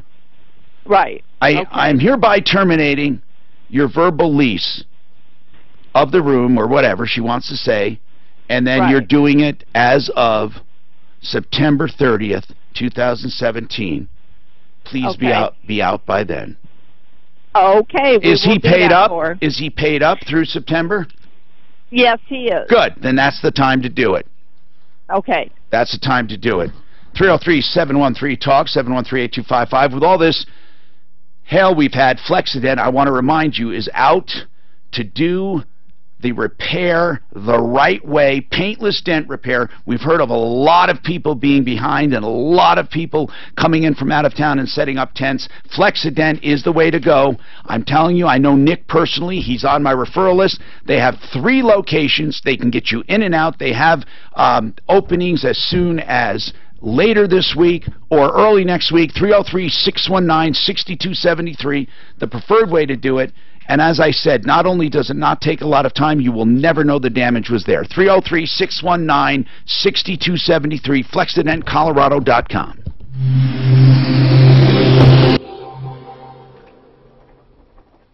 It's less than 2 weeks away. Our sold-out 2017 iHeartRadio Music Festival. Friday, Saturday, September 22nd and 23rd at T-Mobile Arena in Vegas. Enter to win a penthouse at Aria Sky Suites, a $10,000 gift. Okay. Oh, shit. Oh, you got it? What? For lease? Yeah, I want to see what she's got. I don't know why a regular person would lease a car. I can see why a business would. It's unusual to do. Why? I mean, if you really can stay within the terms of the lease. Well, as I said, but they look at every little scratch you got on it and stuff. Usually, it's the family and they and can loved nickel and ones. dime you, of course, from That's where they can see. They call the Raleigh House. A business, yeah, because you write off everything from top to bottom. The whole lease, you write off Absolutely every have a time. love for people and for what they do. If you call the Raleigh House, they want to help you help the addict in your life, whether it's alcoholism, cocaine, heroin, ecstasy, meth. Painkillers are the biggest thing right now. Stimulants, sedatives, and even marijuana has problems. Tom, I emailed you that Arapahoe Hyundai lease because when you print it, and you're just not going to be able to read it. I'm just a little unclear on the problem. Oh, they told her one thing. I know, but I got to call them, so I go, You want me to call her? I don't care if you call them, that's fine. I just was unclear. They won't say anything to me, I'm sure. They're going to say this is to me and Angela and stuff, but I'll call Well, them. what is it? They promised her an $8,000 trade-in and Right. didn't give it to her? And so, Yeah, she was offered an $8,000 credit. It's unreadable. A new vehicle. Oh, she got an $80 trade-in, not an $8,000. Maybe it was a typo. no, And the no, trade-in, net trade-in value said no, the 80,000. 8,000 was not traded. 8,000 was discount on a new car. That's what the 8,000 Oh, I'm sorry. Okay, because she bought instead of leased. No, The new one. She was getting it was still leased. The money that she was going to lease from was the both leases. ZeroResDenver.com. You know, it's just like buying a car. It's $8,000. It is, but it was $8,000 off a new lease, not a new purchase. Without soaps, harsh Right. chemicals, Bringing the value that they Cut base off the lease do on. not get That Tom Martino. $8,000. Just $119. right. Free rooms, pre-treated. Okay, so, all right. So you'll call on, you have a pretty good rep with these guys, don't you, Dan? No odors, no Oh, you did? Arapahoe Hyundai? You can feel Are you trying to sell your Santa Fe? I heard you talking about Yeah, my newer one, I am now keeping my 2011. with their patented empowered water. No You wanna buy it? harsh chemicals or detergent. Call Zero Res today. 303-471-5150. Zero Res, the only system that completely leaves your carpet without residue. Well, I mean, there's nothing, I don't know what to tell her. I mean, I guess if she never looked at the paperwork, what do you say? Right, I mean, that's I exactly. mean, all she sent me was a lease agreement. So there's no truth in lending when it comes to a lease, you know? Yeah, there's some kind of, She didn't send any of that. it's like, yeah, it's something, a disclosure that shows this. Because right there it goes capitalized cost reduction there. I mean, they can make that whatever, like a lease does not like a buy because they don't have, they can Well, they're fudge the numbers all over. Well, they're saying it's, yeah, they're saying the value is only for this 3 years, so the value is $21,000. Now, usually in a lease too, you pay a chunk up front. $2,000 plus, sure. It's $2,000? So they paid off at lease signing, $23.20. A month due at least. And then look at the what else. Did she give that? Here's everything else she said. You can't even. Did she pay him $2,300 then, or is that part of their paying off of her car loans? Yes, so also she had a trade-in.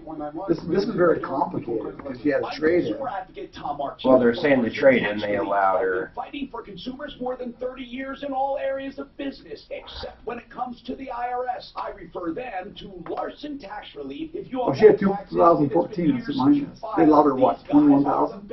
They're smart. They have a fantastic team of experts and will understand. I don't understand that. Gross agreed upon trade-in, 21,000. Right. Well, that's purely because of the lease. No, what's her trade-in? Best possible resolution. Does that include the 3,000 she still owed on the lease? Losing your house. No, that is. Still saving thousands and thousands of dollars. Okay. Her other one was coming off lease as well. She still owed $3,200. She went lease to lease. Larson Tax, or check them out at LarsonTaxRelief.com. Christ, I'd bring an accountant to do one of these. This is insane. Plus, I just have never. I've never leased a car, so I just don't. I haven't either. If anything, they probably going to claim the $8,000 is in the value of the lease that you traded in 20 years ago. Oh, this one is a lease. 630 KHOW. Yeah, but you don't deal with it. Most of the time. Pure water choices. Think about that. That's what you need when you're looking at whole house filtration or point of use filtration.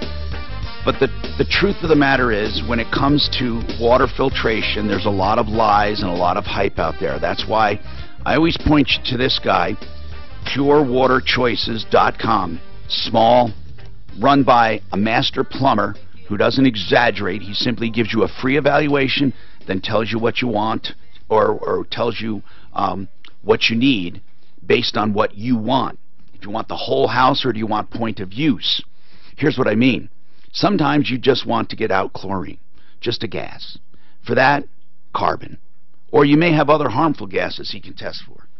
Now, if you want to get out like sediment, chemicals, minerals, even those trace elements you find even after water filtration, water purification from the city, then what you do, you notice they call it water treatment. They don't call it purification because it isn't pure. You can get point of use where you drink filters, media filters, ceramic, paper, or carbon, or a combination of both. This is what I like about him. He'll tell you the truth. Let's just put it that way. And he has all the products, of course, everyone has. And there's no lying about products. You just have the specs, and he'll tell you what they do and what they cost. 720-219-7818. It's a simple thing. 720-219-7818. Call for a free evaluation. And it won't be a scare tactic. It'll be the truth. 720-219-7818. All right, so, Mark, you looked at the lease and you analyzed it. It's all straightforward, right? Yeah, I mean, we're missing some of the paperwork, but, yeah, I mean, she signed it. I mean, what do you do? In many, many, many places. Well, she sent me one thing that was legible, but it's what she's saying. Yeah, I mean, they probably did screw her. And I don't think there is any way to prove that they screwed her, because everything is there, and she wrote it down, and she said she was in a hurry. You see, they do that on purpose. They eat up time on purpose. That's what you have to avoid. I now officially have a freeze on all 3 credit bureaus. I want to do that. I'm jealous. You've been doing it during the show. I love it. Now, let's talk to Bobby. Now, Bobby, how can we help you? Hey, so we moved out of an apartment down in Parker. Yes, sir. July 25th of this year. July 25th, okay. And what happened? It took them forever to send the walkout statement. Okay. Did you do a walk-in statement, Bobby? When you moved in, was there anything that you wrote down or took photos of that can prove the condition it was in when you moved in? No, see, I moved in with a fiance. It was her place. Okay. She was already living there? Yeah, and I'm sure, unfortunately, that she didn't do that. And so, how long had she lived there? Gosh, it was probably, I don't know, maybe 2 months. Oh, okay, so she had only been there 2 months. And then you moved in, and how long were you there? Together we were there for probably maybe 2 years. Okay, so after 2 years you leave, and did you get dinged? Are they keeping your deposit? Yeah, they're keeping it, and they're also saying that we didn't move out until August 4th, and, you know, she's got the paperwork signed by, of course, her and, you know, the people that work in the front office there, that we turned in the keys and everything's vacated and all that. Okay, so first of all, you vacated at the end of the lease. When was, or was it before the end? Was it the end of the lease? It was exactly when we said we would. When we, they require you to do the, 60-day. Right, but it was the end of a lease. Mm-hmm. Yep. And you gave 60 days notice. Yeah, we did everything at the end of the lease. And when did the lease officially end? I believe it was the 25th of July. July, yeah, and we actually moved out on July 22nd. Okay. Empty, and then she went in. So the lease actually ended, though. This is critical. This is really important. The lease actually ended not at the end of July, but on July 25th. Yeah. Okay. So when the lease ended, you were out of there already, and you have something signed proving you were out of there? Yeah, like I said, the apartment complex and the fiance signed something that said, we turned in the keys and the... That's great! That's great. So why the hell are they saying you didn't leave until August 14th? I don't know. They're a little mixed up over there. And wait, they're charging you through the 14th.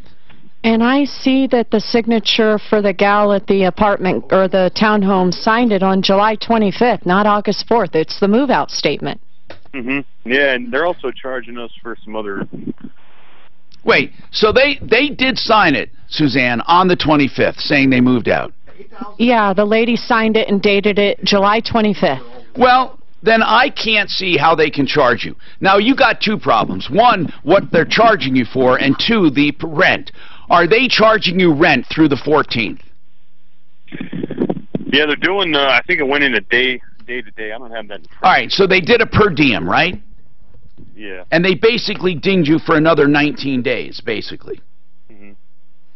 Well, they're saying he owes $1,200 in addition. It's like a collection letter from them I'm looking at. Let me get this straight, Bobby. Yep. You guys have all the proof. So what do they think they're going to collect? How much did they keep of your deposit? I believe the deposit, again, this was all the fiance when she moved in, but I believe it was a $250. Well, do you still talk to her? Yeah. You're still together, right? Oh yeah. Okay, so $250. Now, did you guys clean it and leave it in good condition? In good condition, yes. We were afraid to have somebody else clean it, thinking that they thought it wasn't good enough, so they were going to have somebody else clean it again. But they had agreed verbally. Wait, you left it to them to clean? Wait a minute, Tom. Well, hold on, Suzanne. What? I'm looking at a statement that says you have a bunch of late fees. Where? Where is that? Let's see. It's in his email he sent me. I'll print it for you. Hold on. So, I don't have it. No, I didn't send it to you, Tom. I'm going to print it right now. So, did you guys have late fees that accrued? We shouldn't have any late fees. We were either early or absolutely on time. Okay. All right. So here, let me just break this down for you, okay? Mm-hmm. You can't sue for triple the amount because they notified you they're keeping your deposit. Okay. They did what they're supposed to. But you can make them prove it. You don't have to pay. But the way it works when you're accused is differently. Now, what I'm showing here is a little different than what you're saying. Did you look at this sheet? On this sheet, this move-out statement, it says lease begins the 25th, ends the 25th, and then it says monthly charges, rent was 15-something. It says fees, management fees, 173, rental, and all that. Okay, then they said that was for the rent. Now they say rental income, and they say you have late charges, and utility bills. Utility and... several late charges, Tom. Yeah, you have several, and then you have $60 for utilities. Ooh, look at the carpet replacement at the end, at the very bottom, Tom. And then you have $740 for the carpet. Now listen, it doesn't look like the balance due. Where are they charging you? They are charging you rent for...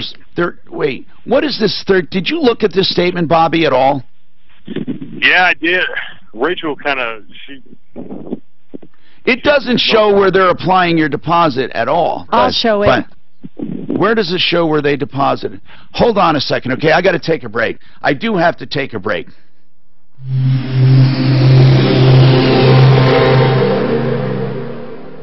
This report is brought to you by Innovage Pay. Big delays downtown. There's a crash blocking the right lane. This is northbound I-25 at Spear. What happened is a truck hit the low bridge there. The truck kept going, but the bridge stayed, and crews were there trying to inspect it to make sure it's safe. But backups all the way past Alameda there on northbound I-25. Also, watch out for crash eastbound Hamden near Pierce. That's got traffic backed up to Wadsworth. And there's a crash off highway at Bellevue and Holly. And look out for spilled fuel on the roadway on eastbound Bellevue at Broadway as well. The weather forecast. Well, there's going to be a slight chance of afternoon thunderstorms today with a high near 89. Right now, a few clouds above and 78. With your traffic and weather, I'm Pete Wagner, 630 KHOW. The program of all-inclusive care for the elderly. Innovage helps Colorado seniors age independently and in their own homes with coordinated health care, transportation, and social support. Visit myinnovage.com to learn more. Nobody beats buy and build for below wholesale pricing on cabinets, countertops, sinks, toilets, faucets, and much, much more. All interior finish items. Give them a call or go see them. 303-29. What they owe? 8? How do you know that's not back rent? With all the late fees, it might be. So just on the lease, I'm not even going to call them. It's too complicated. I'm going to look at it, and I told her. Wait a minute. You better have her send her a better copy. Okay. They're saying you can't print it out very good. I did. I have it. Can you It's worse than. Yeah, I'll send it. It's unlegible. They got to get their. So here's the thing. Her because all of these lease never changed. This is from the very beginning of the deal. It was always going to be $500. Now this one. So what does this that one might $8,000 be matter? per It diem, doesn't matter. They charge. They don't show It it said sticker price was $100,000 per diem. If the payments on the lease is $555 where it begins. It wouldn't matter when she does the change. I don't know where the diem is. No, it doesn't. Well, maybe what she would buy it for if she wanted to buy it. Can you call them and ask She's not doesn't have to they buy can it. explain this? I don't know. Whether she wants to buy it or not. I might be able to enlarge it. You want me to email it? And then she didn't even see in there that she was due on signing 2380. So she doesn't even know. She didn't, until I was talking to her about that. She didn't even understand. So there's leases are. When it comes to what lease? That lease in that car, I'm not even going to call them because there's too many questions out there. Her payments for the lease. Why'd you rip her off? There's nothing we can do for her. Well, not only that, but her payments never changed. So from the very beginning of the deal, it was going to be $555 a month. So she says, well, what about my $8,000? They okey-doke me. Her payments stayed the same for the same months. So that doesn't matter. What do you mean by that? So the $555 stayed from the very beginning when they were talking to the very end where she said she was supposed to get $8,000. It doesn't matter at the very end they say, okay, this is a $100,000 car. You're right. But your payments are $555 for 36 months. That all stayed the same. But at the end, the residual is going to change. Why do you care unless you want to buy the car at the end? Well, you care if. Well, because they're saying it's supposed to be worth a higher amount. What does it matter? Or a lower amount. No, it matters because if it's supposed to be worth a higher amount, it's harder to achieve that price at the end than if it's going to be worth a lower amount. People get dinged all the time like that. Check email.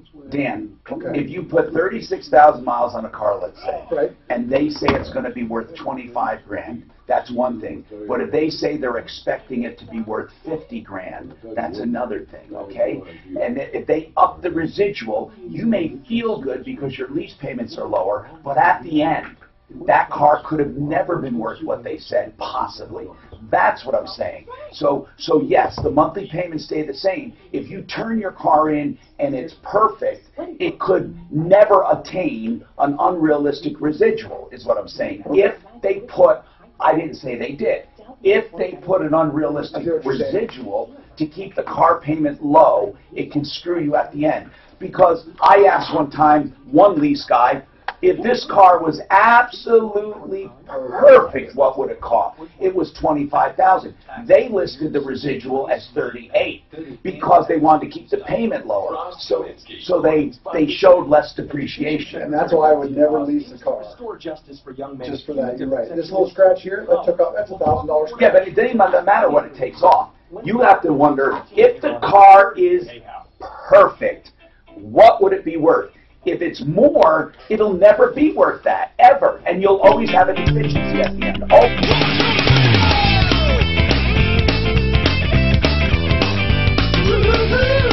Hi, Tom Martino, your troubleshooter. 303-713-TALK, 303-713-8255. You know, Bobby, this thing is so complicated. I don't understand. First of all, I will tell you this. You're going to have a very, very, very, very tough time disputing some of these charges.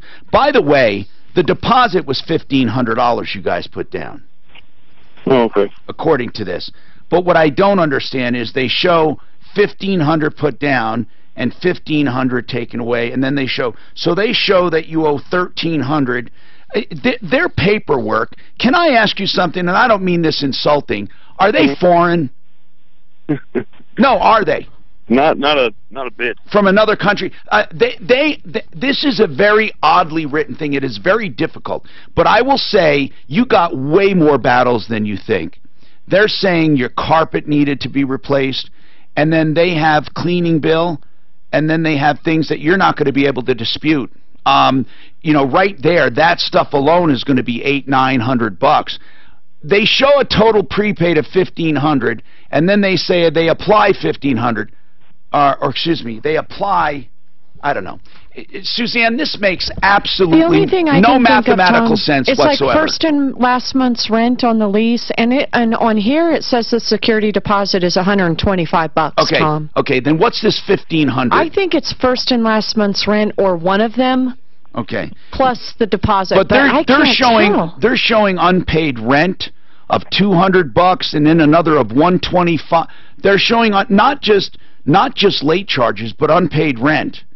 And then here's the only thing I think you can dispute. But I can't even see where they're charging you that. The extra days. You said where did they tell you you got out on the 14th? Where does it say? Oh, it says, oh, okay. Here's what you have to do, Bobby. You can't fight this because they don't have anything of yours but $125, okay? That's all they have. So here's what you literally have to do. You have to wait for them to sue you for this and then make them prove it. And then you have to prove otherwise. So here's what you have to do. You have to find each and every check that you've written where they say you were late. They don't even give the dates you were late. They just put late, late, late, late. I mean, I have no idea. I have never seen such sloppy bookkeeping in my life. Here, I'm going to give it to the accountant, see if he can figure it out. Here, guys. We have a common man today who's an accountant. See if he can even figure that out. Here, but if you guys were there 2 years, it should be easy to show 24 checks and what dates they were written, right? Okay, so there's the late charges knocked out, or the missing rent they say is there. They said 1 month you were short some rent, and you need the light on? No, one thing I was wondering is if they paid first and last month's rent and there's still rental income due, did the lease go up in the second year? And therefore they didn't pay the difference on the last month. I have no idea. I have no idea. I mean, Bobby, this move-out sheet is very confusing. Okay? It's very confusing. So you need some clarification, like dates for the late charges. And when they take you to court, you can demand this stuff. But there's no way. There is no way to fight it right now. You don't have enough information. I can't even read what they're charging for. It doesn't make any sense whatsoever. And the real thing is this. You have something signed saying they moved when you moved out. That's going to be easy. So any rent they're charging you, you can get out of, okay? You'll get out of that extra rent. What you won't get out of is the carpeting and all of that, because that's just going, I don't know if they needed carpet, but without photos and without proof, most likely you're going to lose that argument. So the first thing you need to do is wait for them to sue you, and then you make them present proof. But you have to go now and get your checks and use them. Fall is here, and this guy is gonna.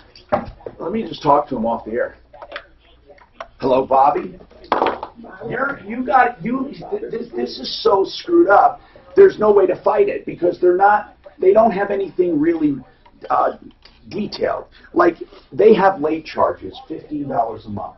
You have to go get your rent checks. There's no two ways about it. You have to look at your rent checks. And then they're showing some other weird stuff that doesn't make sense. And you just have to fight it, but you can't fight it until you make them show you. And the only way to make them show you is in court. You have to make them come up. I don't see where they're charging you for that extra rent, but it could be here. Your per diem. You said there was a per diem, but I don't see it. Where is it here? I kind of think I know why they might not keep that price high. It makes your books This sheet doesn't. This sheet is very hard to see. It doesn't make sense. That's $8,000. Okay, like it says, rental income, utility bill, rental income $1,300. I don't know what if is they have that for? anything to do with it after the deal. They say on hand they have $1,500 on hand. Balances due. Rental income they show $205 in the very beginning, the very first. I mean, then they show a late charge of $125. Then they show late charge of $15. Like then they say late charge. Then they say utility $60, and another rent of $13.52, and then another utility of $10. You have a right to get details on every single one of those. You have a right. You're saying they can't just give you a check like this. You have a right to know which dates the late charges were incurred, which dates that rent was incurred, and if that rent was incurred at $1,300. Well, how do they get paid for that holdover period? Then you show your proof when you moved out. As far as the carpet, I don't know what one they would show, unless you had an inspection or an independent party and had them sign off on it. That's what you should have done. You should have had people inspect it on your own as witnesses. But because you didn't, that's going to be very difficult. But the whole thing makes absolutely no sense. I have an account here looking at it. It doesn't make sense. Yeah, there's just no rhyme they either sell it or when they lease at all. I mean, like where they show $1,300 prepaid. So they probably got the deposit $150, prepaid $13.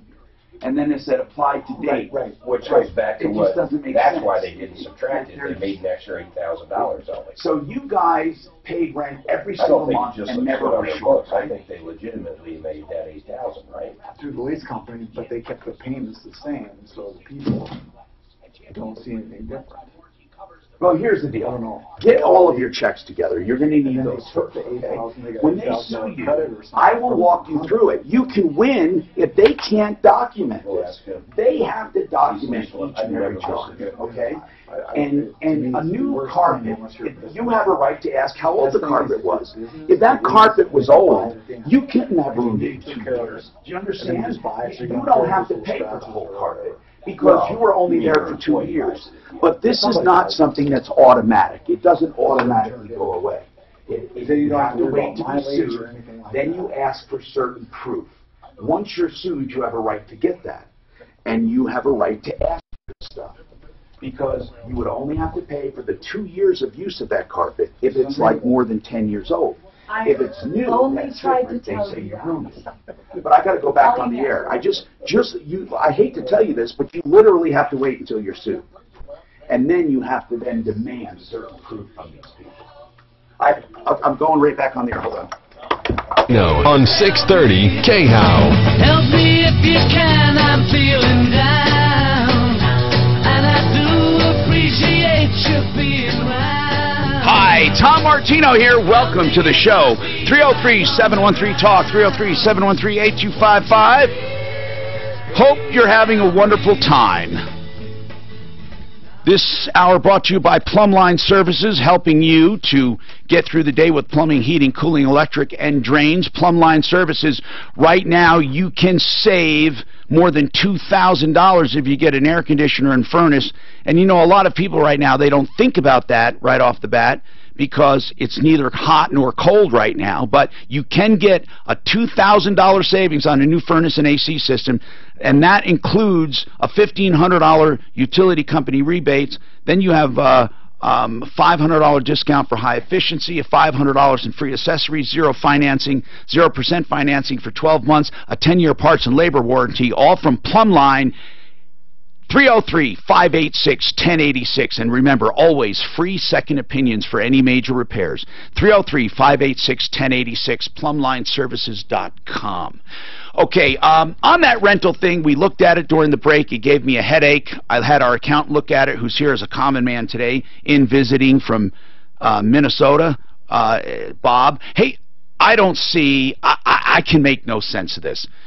This is what happens to kids that go out and rent. They rent, and then landlords almost always keep deposits, and then they make this list and then try to demand more money. The good news is, when he's sued for more money, he can ask for proof. For example, they were there 2 years, but the carpet, they're replacing carpet for $700. If that carpet was 8-10 years old, they don't get to pay for the whole thing. They only wore it out for 2 years, unless they ruined it with damage. And they should have some proof of that damage. But if they just went out and bought a new carpet, only 2 years of that is on these guys. Did you take a look at it, Bob, our visiting accountant? I did. It's very confusing for him. It makes no sense. Do you make any sense of it? Not a lot. The one thing I did notice, though, that they do acknowledge that the move-out date is August 4th. So they're obviously wrong about that. Yeah, so if they say the kids moved out the 4th. Right. Okay, so if they try to charge him extra rent, they're not going to be able to. That's the one good thing he's got going for him. Everything else is up for grabs. So in a case like this, you literally have to wait until you're sued. But here's the problem. They're not going to sue him probably. They're probably just going to do what? Ding his credit. And that's where credit bureaus are used as blackmail. Because they may not be able to prove he was late on his rent all those months or all of that. Yeah, but they can sue that apartment complex, though. Okay, but you don't sue for something that what are they suing them for? They're going to sue for breach of contract. They have a contract and a lease. They're going to say we lived up to it. They're saying that we breached it. In actuality, they breached it. Okay, but what by do they sending get? it to the credit bureau. What damages do they? Oh, what damages do they get? They just ask for the max? I'd ask for $7,500, yeah. Well, that's another way of approach it. Okay, that is a good way. Hey, if they report you on the credit bureau, you can sue them for damages and take them to small claims court. Help me with an auto lease real quick. So if I go in and I want to lease a vehicle, do I even care what the price is or just the monthly payments? Just help me here. Okay, here is the confusing and almost criminal thing about leases, okay?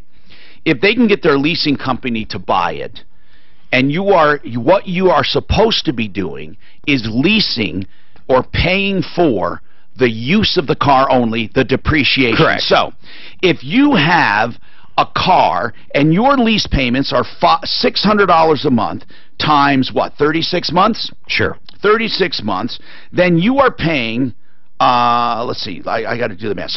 So 600 times 36, okay? Let's do that. Times 36. You're paying $21,600, okay? Now, what are you asking? Well, here's what I'm asking. That's what you're paying. Then you have to turn the car back with any damages, and you're limited to $12,000. Yeah, and there should be $20,000 if it was 40 left in equity. And basically. let's say that's a 12,000-mile lease a year. Okay, but so here's, what's your question? Here's my question. Yes. When I go in and I come up with the dealer and say, I want to lease this car, yes. When I sign that lease, does that leasing company literally write a dealer does that leasing company yes. write a check to the dealer yes. for the $41,000? Yes. And then they're out of it. Right. So whatever profit they made, they're done, they're gone. The dealership has nothing to do with it. Nothing to do with it. Okay. So, if the dealer writes a bad lease, and someone buys it. It's on the leasing company. Yeah, okay. But here's the problem. The dealer could put an unusually high residual value on there to keep the lease payments low. They're going to claim it's not going to depreciate, although most leasing companies have a guide they go by. So you don't get to put in any price you want. Yeah. There's a guide, okay? So most likely that won't happen. But in a lot of used car leases, Mark, where there are private leasing companies, they guess at the residual value. And a lot of them guess high on purpose to keep the lease payments low, and then at the end of the lease, when that car is not worth what the dealer said it would be worth, you're stuck paying that penalty. Okay, so you should never in a million years lease a used car. Ever. Ever. There's no exception. Never lease a used car because the depreciation has been taken. Okay, so it's a bad deal. When you lease a new car, go by standard leasing guides. Do never, ever let them do an open lease where the value is determined at the end. You do a closed end, you do everything where it's predefined. Okay? So you do this, and you know exactly what it's going to be worth at the end, and the only thing you pay for is damage. Okay? That's the only thing.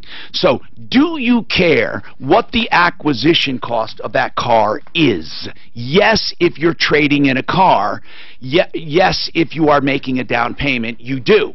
Because the more the acquisition cost, the less your trade or down payment will be worth. Right?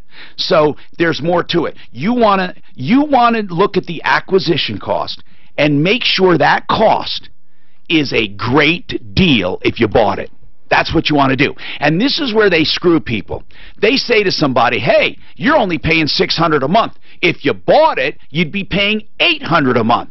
Well, that's true. But if I bought it, I wouldn't. I own it at the end. And with here, I still have a residual due. So, but this is what they do. They get you to lease a car more than you would have bought. So the first rule of thumb is make sure you never lease a car that you wouldn't buy. Don't lease above your economic level. A lot of these wannabe kids, these 30 and 40-year-old millionaires, what they want to do is they want to have the look. So they will lease a car they could never afford to buy. That's wrong, because in the end it will sting you. So you should first only lease what you would normally buy. Once you get that, the acquisition cost should be what you would pay for it if you bought it. You know how you negotiate rock bottom price? You should still do that with a lease. Then you take the residual value as put out by GE or some major finance company, and the difference is what you finance. Well, this lady who called last hour kept saying, hey, they didn't give me that $8,000. So the reality is if they didn't take that $8,000 off the MSRP like they told her, that dealership made that additional $8,000.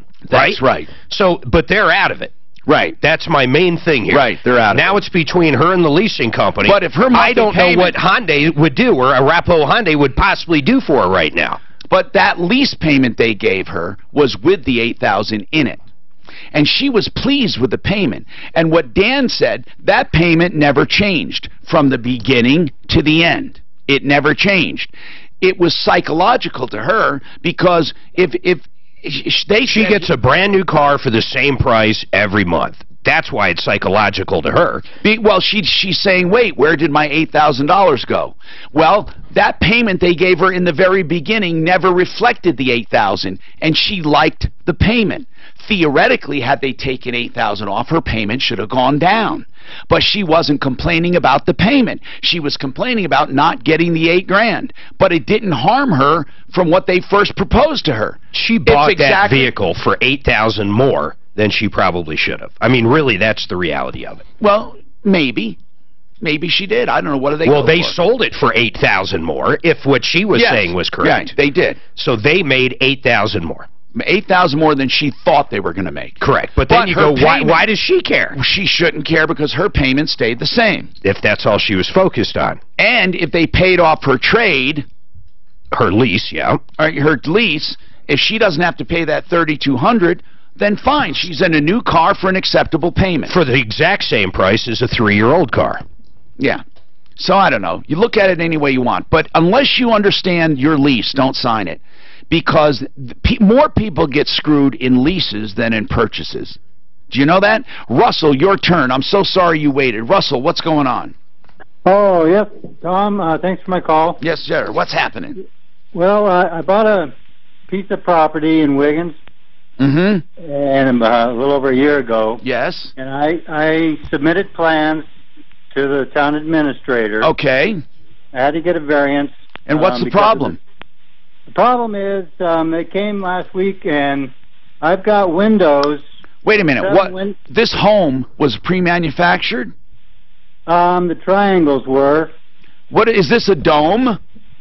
Yes, it's a geodesic dome. Geodesic dome you're making out of triangles. And what is wrong with the home other than it's a geodesic dome?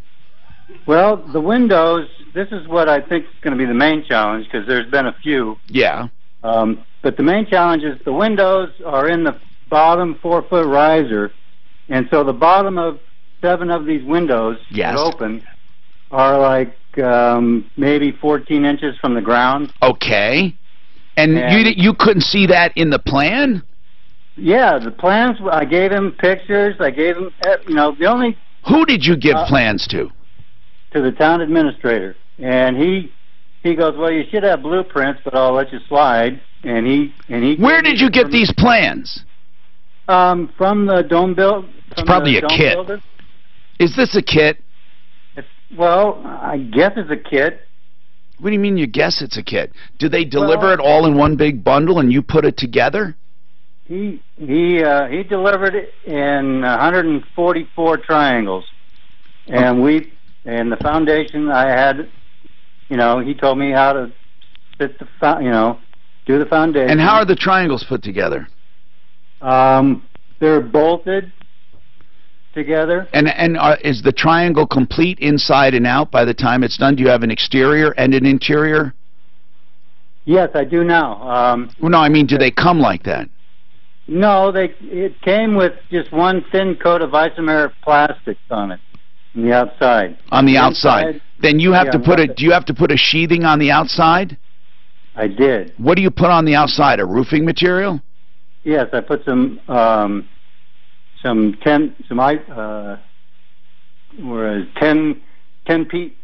that's what it was. What is that? It's a real durable vinyl type plastic. So what do you glue it on? Yeah, it was glued on. In triangles? It was glued on, in triangles. Did you cut out each one? I mean, so here you have a big plastic dome, and you hired a roofer to take this entire dome and to put roofing material over each triangle. Is that right? Yes, and he also put some. He insulated the inside, because the inside they're 2x6 boards, so there's 2x6. They're 2x6 triangles.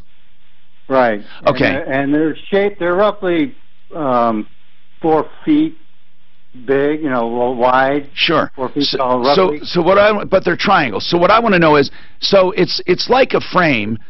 Each triangle is a frame, and you insulate the inside, you roof the outside, and what do you do with the inside? Drywall? Right, I'm drywalling. Okay. But you have to drywall them in triangle shapes, right? Yes. And then you tape the junctures and all that, right? Yes. Okay, so now, what are you going to do with this structure that you're going to have the rest of your known life? I'm going to live in it. Well, I know. And then, but what can we do to help you? What went wrong? Well, the main problem is they came and told me last Friday that I needed to put some blue board down, like 30 inches around the foundation. Who told you this? The building inspector. Okay, that's a barrier, right? A moisture barrier between the concrete and so what about it? Right. No, that's not a problem because. Okay, then don't tell me it. Tell me only the problem. I asked you about the problem, and you went to the blue board, which is not a problem. Right. The problem is the windows. He was saying the windows are too low to the ground. If they're 14 inches or lower, they have to be a different kind of window. Okay. Is that what he was saying? Yeah, not necessarily. He was just saying that he was going to have to investigate it. He wants you. What are you asking me? What if your windows are 14 inches from the ground? Right. You're asking, and he wants them higher. Therefore, right. What? What is your question to me? Are you angry with the county? Are you angry with the builder? Are you angry with yourself? Tell me where we're going, because I don't hear anything yet, Russell. I'm listening. What is wrong? Well, I just want to know if there's any... Why don't you hold on then and figure out a question for me, because I haven't gotten a question yet, okay? Give me a question. In fact, give me 10 questions if you want, and I'll answer them, okay? I promise you. But I need a question. Brent Ivinson, thanks for stopping by, brother. Let's talk about this. No-cost loans. You know, I hear these advertised, so I'm thinking, why would I ever go with anyone who charges me if I can get a no-cost loan? Right. Well, you know, and here's the thing. You know, the devil's always in the details, as you and I have talked about on many, many occasions. And I'll give you an example. The last person who contacted our office who looked at a no-cost loan option, over the life of their loan, this would have been a $39,000 mistake, because here's the way this works. Oh, really? All they do is build those costs into your interest rate. So you end up paying an above-market interest rate so they can give you a lender credit back to cover all those closing costs. Now, there are instances where a no-cost option makes sense. If you're going to be in your home very short term, and even with the increased interest rate, it's saving you money and it's a benefit to you, then by all means, that's a great option in some instances. But typically what we find, if you're going to be in your home long term, it's going to end up being a very costly mistake over the life of your loan. Because you will pay more in rate. That's just the way it is. Yep, absolutely. There's no free lunch. Right, ever. exactly. And Brent Ivinson at Ideal Home Loans, they spell out everything. They put everything in writing, including their guarantees. And you can trust them to give you the best deal and to put you in a better situation. 303-867-7000. They have the interest rate guarantee. Don't forget that. 303-867-7000 or idealhomeloans.com. Another kind of a loan is a rare one for most people. It's the reverse loan. You might have heard of that. Well, same thing is true there. When you do a reverse loan, you want to make sure it's right for you. And the only person I truly trust to tell you that is ApprovalReverse.com, Joan Sullivan and her team. There's too many charlatans out there pushing reverse loans. Now, they're great retirement tools for some, but you have to have your finances analyzed to see if you're a good candidate. Or if you are, great. You get a lump sum, or you get monthly payments, or a line of credit that could help you in your older age. 303-771-3528, 771-3528, ApprovalReverse.com. This report is brought to you by Lowe's. A few trouble spots in the Highway Drive in the metro area to watch out for. Downtown is a mess. Northbound I-25 at Spear, there was a crash there. It's got the right lane blocked. What happened is the truck hit... What do you think on the lease? I need so I can give them a call on that? I don't just understand the leases. They buy it just like I was saying. So whatever they sold it for, the dealer's done and paid. They sold it for $41,000, I guess, according to her paperwork or whatever it was. Are you saying that if she could have made a deal on the less, she could have got a cheaper monthly payment? Yeah. But she was told right from the or more mileage a month, or more. I didn't even see in there. Did you see that in the mileage and stuff? I didn't even look. I mean, You kind of wonder if they started talking to her about, do you want your payment to change, and the whole thing. Her payment did change. It was $375 before, and now it's $550. Oh, I thought you said there was. No. I didn't say that. I didn't say that. Where the hell? That was the impression I got, that the payment never changed. No. Her payment, her $550 payment, never changed from the beginning of their talking to the end. Oh. Even when she was talking about getting $8,000 off, they always said it was going to be $550 a month. No, in fact, her other car that she leased that was $375 ended up was a year old. She got it in 2015. It was 2014, and it had hail damage.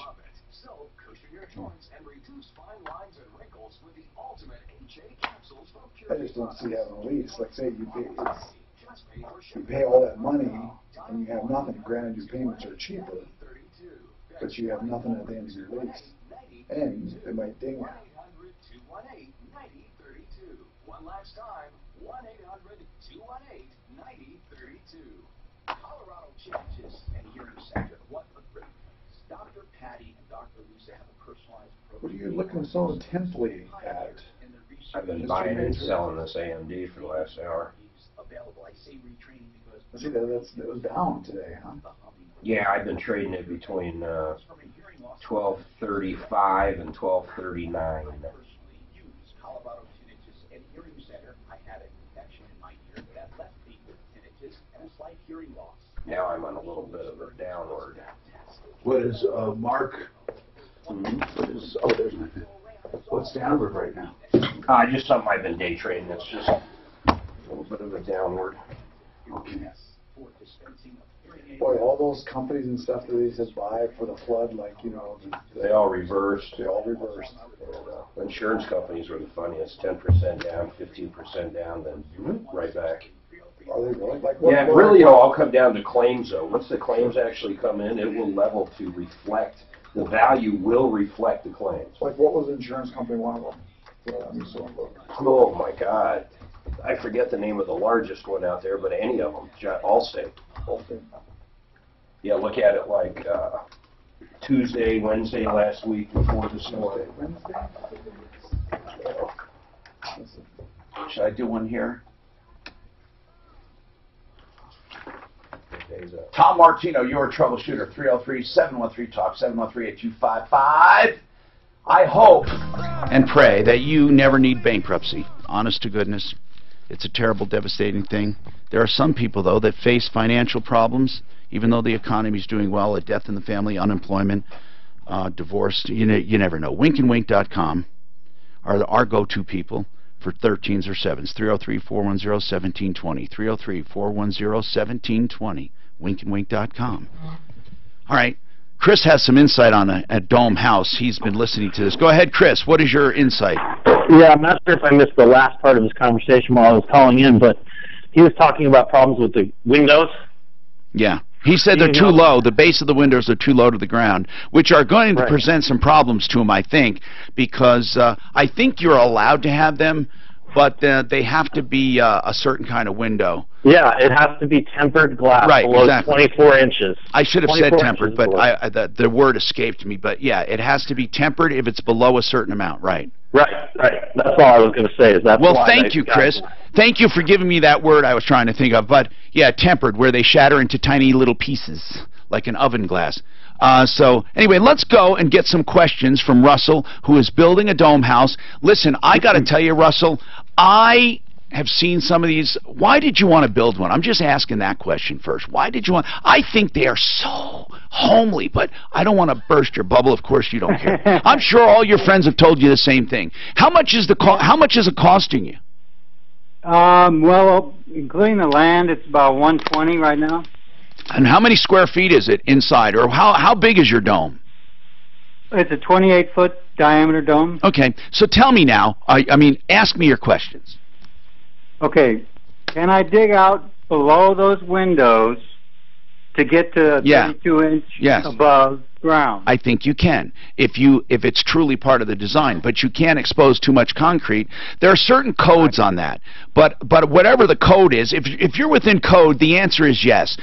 But I don't think it's the ground that you're worried about. The tempered glass is not because of the ground. It's because of your interior floors, where people are. That's why they require tempered. So I think it's going to be the interior floor, not the ground. If he said ground, I really truly think he meant floor. Okay. Because, do you see, the problem is where doors are close to the ground, like shower doors, oven doors, where kids are and things, the theory is if they break it, there won't be shards. I see. So digging out the outside won't help the floor level, will it? No, but I have to put blue board 32 inches down around the foundation. Yeah, of course. But you want to do that. That's good for you. Right. And my foundation guy didn't do that. So hold on. Have to take it all out and do it anyway. Wait a minute. He put a foundation in and backfilled it without the inspection? Right. Well, he got approval to pour it. Yeah, of course. And then you have an inspection. Right, and they okayed it. And then maybe they didn't know what was going on. Wait a minute. They didn't know it was a dome house. Wait a minute. They backfilled it after they got approval for the foundation? Yes. I mean final approval. They came out and inspected? I haven't gotten the final approval except for my electrical. I don't mean a final for the house. Listen, the inspection you do for the foundation, they do an inspection of the forms and the reinforcements, then after it's poured, there's another inspection. Okay. Okay, so did he backfill it before the final foundation inspection? Probably. Okay, but did he spray it with the black waterproof thing? I think that would suffice. Did he spray it? No. He put no barrier on it whatsoever. That is true. Why? I guess because he's from California. Well, you got to put a moisture barrier on the damn thing. Do you know what you're doing? I mean, Ron, I don't want to. I mean, Russell, I don't want to see you screwed. I'm by the seat of my pants. Well, Russell, read and look at stuff. At least know what the basic requirements are. Seriously, yeah, so you don't get screwed here, man. Right. What did you do? What did you do for a living, Russell? I was in the embroidery business and the restaurant business. Okay, so listen, you're going to build this dome, make it the best you can, and invite us out for it, the housewarming, okay? I will. We wish you the best. Really, if you need help, go to my referral list, and I'm serious. You should have had... I don't have any recourse from the plans that I submitted to the town administrator didn't show that. And it showed that the windows were only 14 inches above ground. Yeah. You're saying the inspector who okayed your plans should have said to you, hey, Russell, you know that these windows are pretty close to that floor inside, and if they're less than so many inches, you're going to need tempered glass. Why would he say that? Why wouldn't he have assumed that you knew that since you're building it? And why wouldn't he assume you were going to have tempered glass? Right. I believe the glass is tempered. Then don't worry about it. Is it going... How close to the ground, how close to the floor inside are your glasses? Is the bottom of the glass going to be? About 10 inches. Okay, then you're going to need tempered glass. So you're blaming the inspector for not really being your nanny and being your general contractor, because I am sure there are many things you drew in there that are odd, but I don't think it's up to that inspector to say to you, hey, by the way, this might present a problem, this might present a problem, this might present a problem. I mean, no. Right. Because, I mean, if something's out of code, yes, he should say, these plans do not meet code. But it's not a code question. It's what you do with it question. Ron, what's going on with you, Ron? Yeah, hey, appreciate you taking my call. Yes, sir. What's happening? I'd like to keep it fairly low-key, so to speak, not name any names. Okay, that's fine. That's fine. Long and the short of it is we've got a commercial building, and we hired this gentleman to come out and do some foundation work, reset some things and stuff like that. Reset some what, though? What do you mean? Window wells, stuff like that. Okay. Is this a new building, or are you redoing it? No, it's an existing building. Okay, you're renovating it. Right. Okay, so what else? This gentleman hired another gentleman to do the backfill with the dirt. Yeah. And somehow or another, the window well got knocked loose. Got which one? One of them? Just one window well got knocked loose. And is this a steel well? It's galvanized metal, yes. Right. And that's what I meant. How did it get knocked loose? Loose from the foundation? Yeah, it's one side of it is loose. It's been backfilled. Now, when you say loose, did he break the bolts away from the foundation? They had to have done that with whatever they hit it with, because the right side of it has sunk about 6 inches. Okay. And long story short, these two individuals are in kind of a contest. You're going to pay for it. I didn't do it. Yeah, and it's not your problem. Blah, blah, blah. Whoever you contracted is responsible to you. Well, I got a couple of questions. Go ahead. One thing is, I know that under Colorado law, as nuts as it is, that the sub can file a lien on our building. Right. Now, if the sub is not paid, that's true. All right. Now, what is my recourse for that, including both of these gentlemen work out of their homes. And I will tell you, we are not going to bow down to anybody. Meaning what? So, you're not going to pay? Well, meaning when everything's said and done, I don't see any way in the world that we could pay. I mean, we're talking about $800 here. How much is it going to cost to fix? I just told you, $800. Oh, I thought you meant $800 you spent to get it done. It's no, we spent about $40,000 to get it done. Okay, now $800 to fix it. How much do you owe the subcontractor who did the whole thing? Now, is he just doing the excavating? That one? That individual is paid in full. Oh, you already paid him? No, I paid the contractor. The subcontractor and the contractor are in a bickering contest. That's what I mean. You paid to see who's going to fix this wind well, because you paid the general contractor in full. Right. But he's not paying the sub until the sub fixes it. Right. Well, in the end, the sub is saying he didn't do it, and the general's saying, yeah, you did do it. Okay, well, here's the deal, all right? It doesn't matter to you until it comes time where it does matter to you. And that is, if the subcontractor puts a lien on it for not getting paid, then you need to lien on the general contractor. Well, here is my question. I mean, as far as put a lien on the general contractor stuff, or what? What, you mean, what recourse do you have? Yeah, because here's the thing. I'll tell you, hold on. I'll tell you exactly what you have. Fuller Law, John Fuller is an attorney you would hire if you were injured and you feel it's someone else's fault. That's it, bottom line. Now, you hear these kinds of attorneys advertising all over the place, and usually they're just lead mills. They're just generating people and then assigning them to people, and they don't put a hand on any of them. They're just big factories. John Fuller will touch each and every case and will communicate fully with each and every client. He will evaluate your case. He'll tell you if you have a good case, and more importantly, show you how to collect, or if it's even possible to collect. All of these things require several different areas of law, and John Fuller is versed in all of them. That's why I recommend my friends and all of my neighbors and even coworkers to John Fuller. PersonalInjuryCO.com. PersonalInjuryCO.com. 303-597-4500. Don't let your rights expire. Don't wait.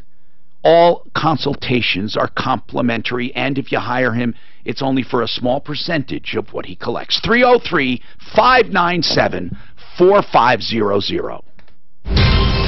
This report is brought to you by Lowe's. A closure of 285 there. That geodome is only 600 square feet. So it's tiny, huh?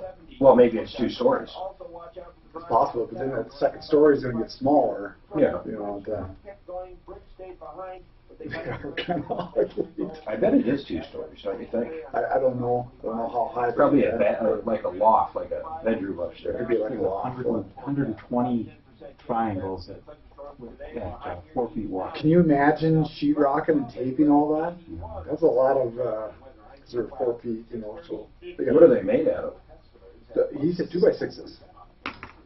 To who, bro? We could make one. How would you like a geodome at your place in Bingtown? Put the kids out there. All right, Mark, if I was to ask you to do a commercial about Mitch Fuller, Art of Granite, since you personally used him, how would you start the commercial? I would say this guy came over to America years ago with $300 in his pocket, and he made his way to Denver and learned how to fabricate and basically became an artist.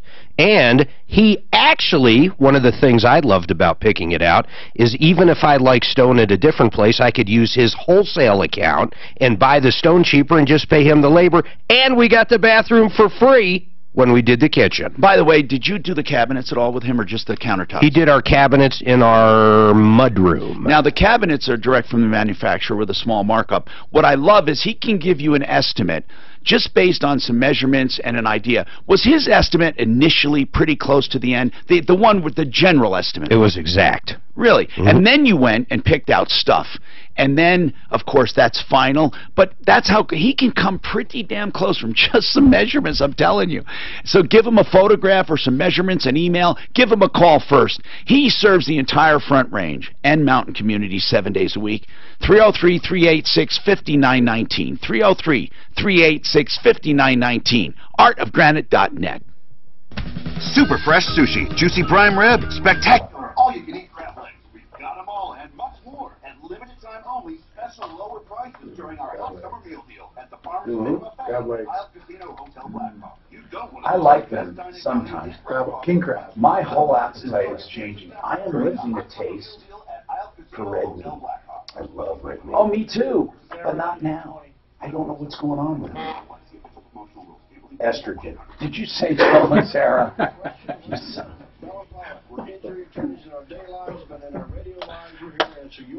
I know spiciness. I like more spiciness. Yeah, that's true. If you're accused of a crime and you're wondering what the heck just went on, I thought I drank just 1 or 2 drinks, how could I be drunk? Or if you walk out of a store and you suddenly realize, wait a minute, I didn't mean to steal this. It was in my pocket. No, I'm serious. We've had so many calls from so many people that didn't mean to do anything. So obviously I'm talking to all of you. Joseph A. Lazara is a criminal defense attorney. Of course, he can take care of a DUI, and he doesn't take care of it by, I don't mean sweeping it under the rug. He gets you through the system, and that's what you need, because it'll turn your life upside down. That's why you should prevent it at all costs, not only because of what it does to you, but the potential danger to others. So, of course, designated drivers are the best, or Uber or Lyft. Hey, Joe Lazara is the guy. He'll not judge you. He'll just help you. And that's what you need in a time like that, if ever you're accused of any crime. 303-429-6200. 303-429-6200. LazaraLegal.com. And he's on my referral list at referrallist.com. Talking about the news that's happening as it's happening. K-How.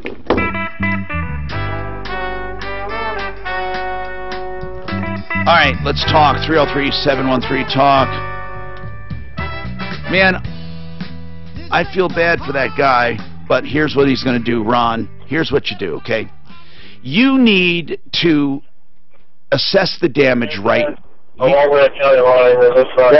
Ron? Yeah, I'm here. You need to assess the damage right now, get an estimate to fix it, which you did, and you need right now to sue the general contractor for the money right now. Do not wait for this dispute. And you're still going to have to deal with the lien, because if you get $800 from the general, he's going to try to get it from the other guy. He's not going to pay the other guy. The other guy is going to try to come after you. And there's nothing you can do about that. Nothing. Are you trying to sell this thing real quick? No, we're not trying to sell it. My question is, I understand that the general or that the subcontractor can put a lien on the building. I get that. Mm-hmm. What can I do to the subcontractor? To the subcontractor? Listen, I don't know what you can sue him for the damages. But you should. He is the person who is putting the lien on the building. That's now, right. And then after he puts a lien on it, he's got to sue you in a certain amount of time. So then you can countersue him for whatever you think he owes. See, then a judge is going to work it out. So do I have to wait till he sues? Now, in order, or do I have to wait till he puts a lien on the building? When there's a lien on your building, okay, you can sue to get it off. You can do a quiet title action. You can sue to get it off saying it's invalid, but it's silly to do that. It's silly because a lien does nothing to you until he tries to perfect the lien. It will either fall off. If you ever want to sell it, you can bond around it. And I got to be honest, man, for $800, if this guy's going to show up to court over $800... No, it's not. It's not $800. What I'm saying is that it's $800 to fix it, but this subcontractor is owed how much? $800. Oh, this subcontractor, how does that work? That it just happens to be the same exact amount as he's owed it takes to fix. He didn't up it. What did this subcontractor do? What happened was, let me explain this. What happened was the GC told the subcontractor, okay, I'm going to fix this, but I'm going to bill you $800 because you tore it up. the subcontractor saying, no, I didn't tear it up. Somebody else tore it up. So they're in this, like I said, they're in this bickering. But what I'm asking is, did the GC withhold the entire payment from this subcontractor, or only the $800? I think he withheld part of it, the $800. Yes. Okay, if that's all then Mark's right. If all that issue here is $800, I wouldn't worry about it. I would do nothing. I don't know why you're so hell-bent on doing anything. It's between those two guys, and you said the general already fixed it, right? No, it has not been fixed yet. Oh, I thought you said he fixed it, and he dinged him $800. No, he's not fixed it yet. Okay, do you know if he's going to fix it? You're breaking up, but here's the thing. If this we're breaking up. Go ahead. Okay, yeah, I'm breaking up. Sorry. Go ahead. All right, if this subcontractor puts a lien on our building, I will countersue him. But there's nothing to countersue I'm not bragging, boasting, or anything else. But why would you do it? We have deep pockets. But why would you bother, Ron? It's the principle of the matter. But what would you sue for? He'd sue for the damage what it costs to have fixed. He's going to say that this guy broke it. For the damage that it costs to have fixed, and if I'm not mistaken, he's got 6 months from when that lien comes in to sue you. You're not entitled to legal fees. You're not automatically entitled to legal fees. Ron, this is a simple matter of a guy putting a lien on your property. That lien, if you have deep pockets, that lien will do nothing because it will not hinder you one bit. If you're just upset that the guy put a lien on it, it'll drop off in 6 months. But more than that, why would anybody actually go through with a lawsuit, and I'm talking about the sub for $800, when he goes out and does excavation? He can make what he's going after in the time it'll take him to go to court. The whole thing seems ridiculous. Yeah, I'm gonna see to it, if that does happen, that this individual spends a lot more on attorney fees than this $800. Well, then you're talking about revenge then, okay? So that I'm not in that department, but what I would say is let the air out of his tires. I'd sue the general, though. I'd sue the general to get it fixed now because it's not fixed. Truly, Ron, if it's broken and no one knows who did it, you know, it's a tough one. It is. Because the general, you know, their defense is they didn't do it. Either one of them has a defense. So you can't even sue for breach of contract because it was done after the work was done, right? In other words, you discovered it after the work was done. What was the sub doing when he broke it? Was he backfilling? Yes. Uh-huh. Okay. It's obvious that sub did it, wouldn't you think? I mean, what is the sub's theory on this thing? The sub's theory on this thing is that the material was compacted so tightly against the building by, you know, whoever. Oh, I see. He just backfilled away from the wall. He just backfilled. He didn't compress it, is what he's saying. He didn't tamp it. Well, he's saying that the material was very wet from where the GC had the water in there. Okay. And the backfill subsequently, because of the GC. Yeah. The weight of it pulled the window well from against the wall. Now, Ron, here's what I think, though. Bottom line, you don't have a lot to worry about. If you want to go to court, sure you can. Yeah, you can sue the GC, you can sue the sub, and you can do a quiet title action to remove the lien. Okay? You can. But right now, I mean, just wait until it happens. Don't go doing anything ahead of time. This could have been avoided if he actually had required lien waivers from the general contractor. Yeah, but if you get a lien waiver from the general contractor, that's just a promise that the general won't. No, from the subs. The general can provide for the subs. His main problem, though, is the work's still not done and he's paid for it. No, that's true. That one. Or it has to be redone. That one thing has to be fixed. That's it. Let's talk about Al Aramis at Pro Auto Care. If you need your car, truck, SUV, if you need them fixed, Al is your car nanny. You know what? Here's the biggest thing. Not only is Al skilled, but he's honest. And that's what you want in an auto repair facility. Also, great value. Pro Auto has wonderful specials that he does just for Martino listeners. If you go to 303proauto.com as an example, okay, as I'm typing this, 303proauto.com, and you type in my name, or not my type in, but you hit my name, you'll see all of the specials he has just for my listeners. He has 2 locations near Evans and I-25, near Santa Fe and Bowles, and what you can find are great specials at any one time, but regular maintenance. Grab great deals. Press that button and you'll see him right there. He'll have $25 off brake service. He has a $42.95 premium oil change, 29-point inspection, rotation, wiper blades, all of that. And he has more. He puts them up all the time at 303proauto.com. I've known Al for years. He does my maintenance. He does iHeart maintenance. He is a great guy. And as I said, near Evans and I-25, near Bowles and Santa Fe, 303 Pro Auto. This report is brought to you by Lowe's. Progress is being made on the west side of town, however. That's nutty, man. We got deep pockets. He has too much time in his hands. He's upset, though. I take the general contractor to court for $800. And he has deep pockets, man. He's pissed. Well, the window well, did he say that he hit it with the front loader? Should be able to see it a little dent. No, he's saying they basically, it sounds to me like he tried to compress the dirt too much. Well, that's what the sub is saying the GC did. Was too wet. But if they say he hit it, there should be a mark on it. If he hit it. If he hit it. Raleigh House and Pond. This is in store or online. Subject to credit approval, U.S. only. The Raleigh House is a treatment center for addicts, and they have multiple locations in the Denver area.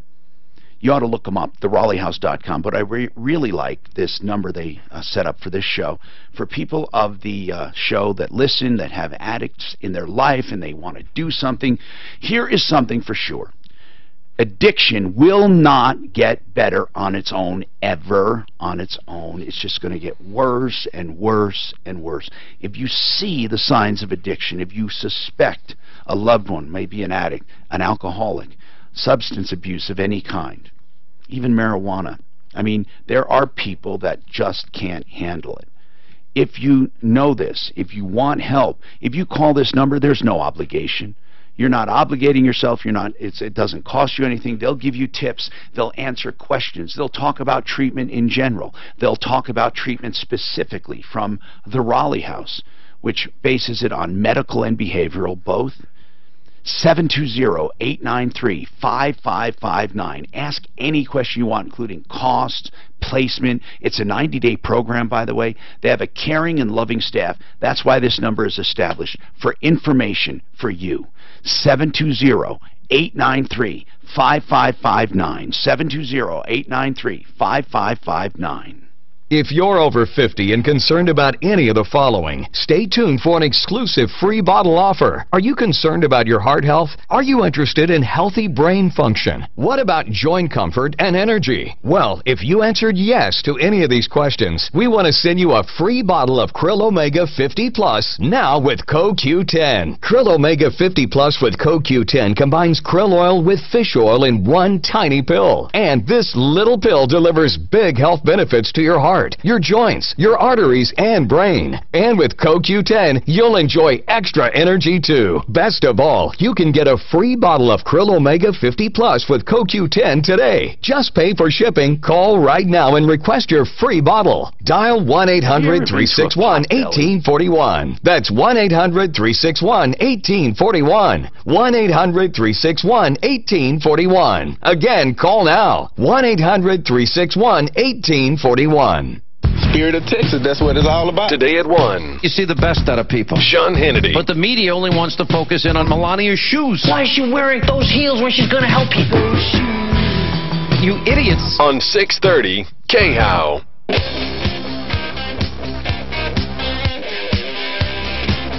If your garage door's spring broke and you couldn't lift the door, what would you do?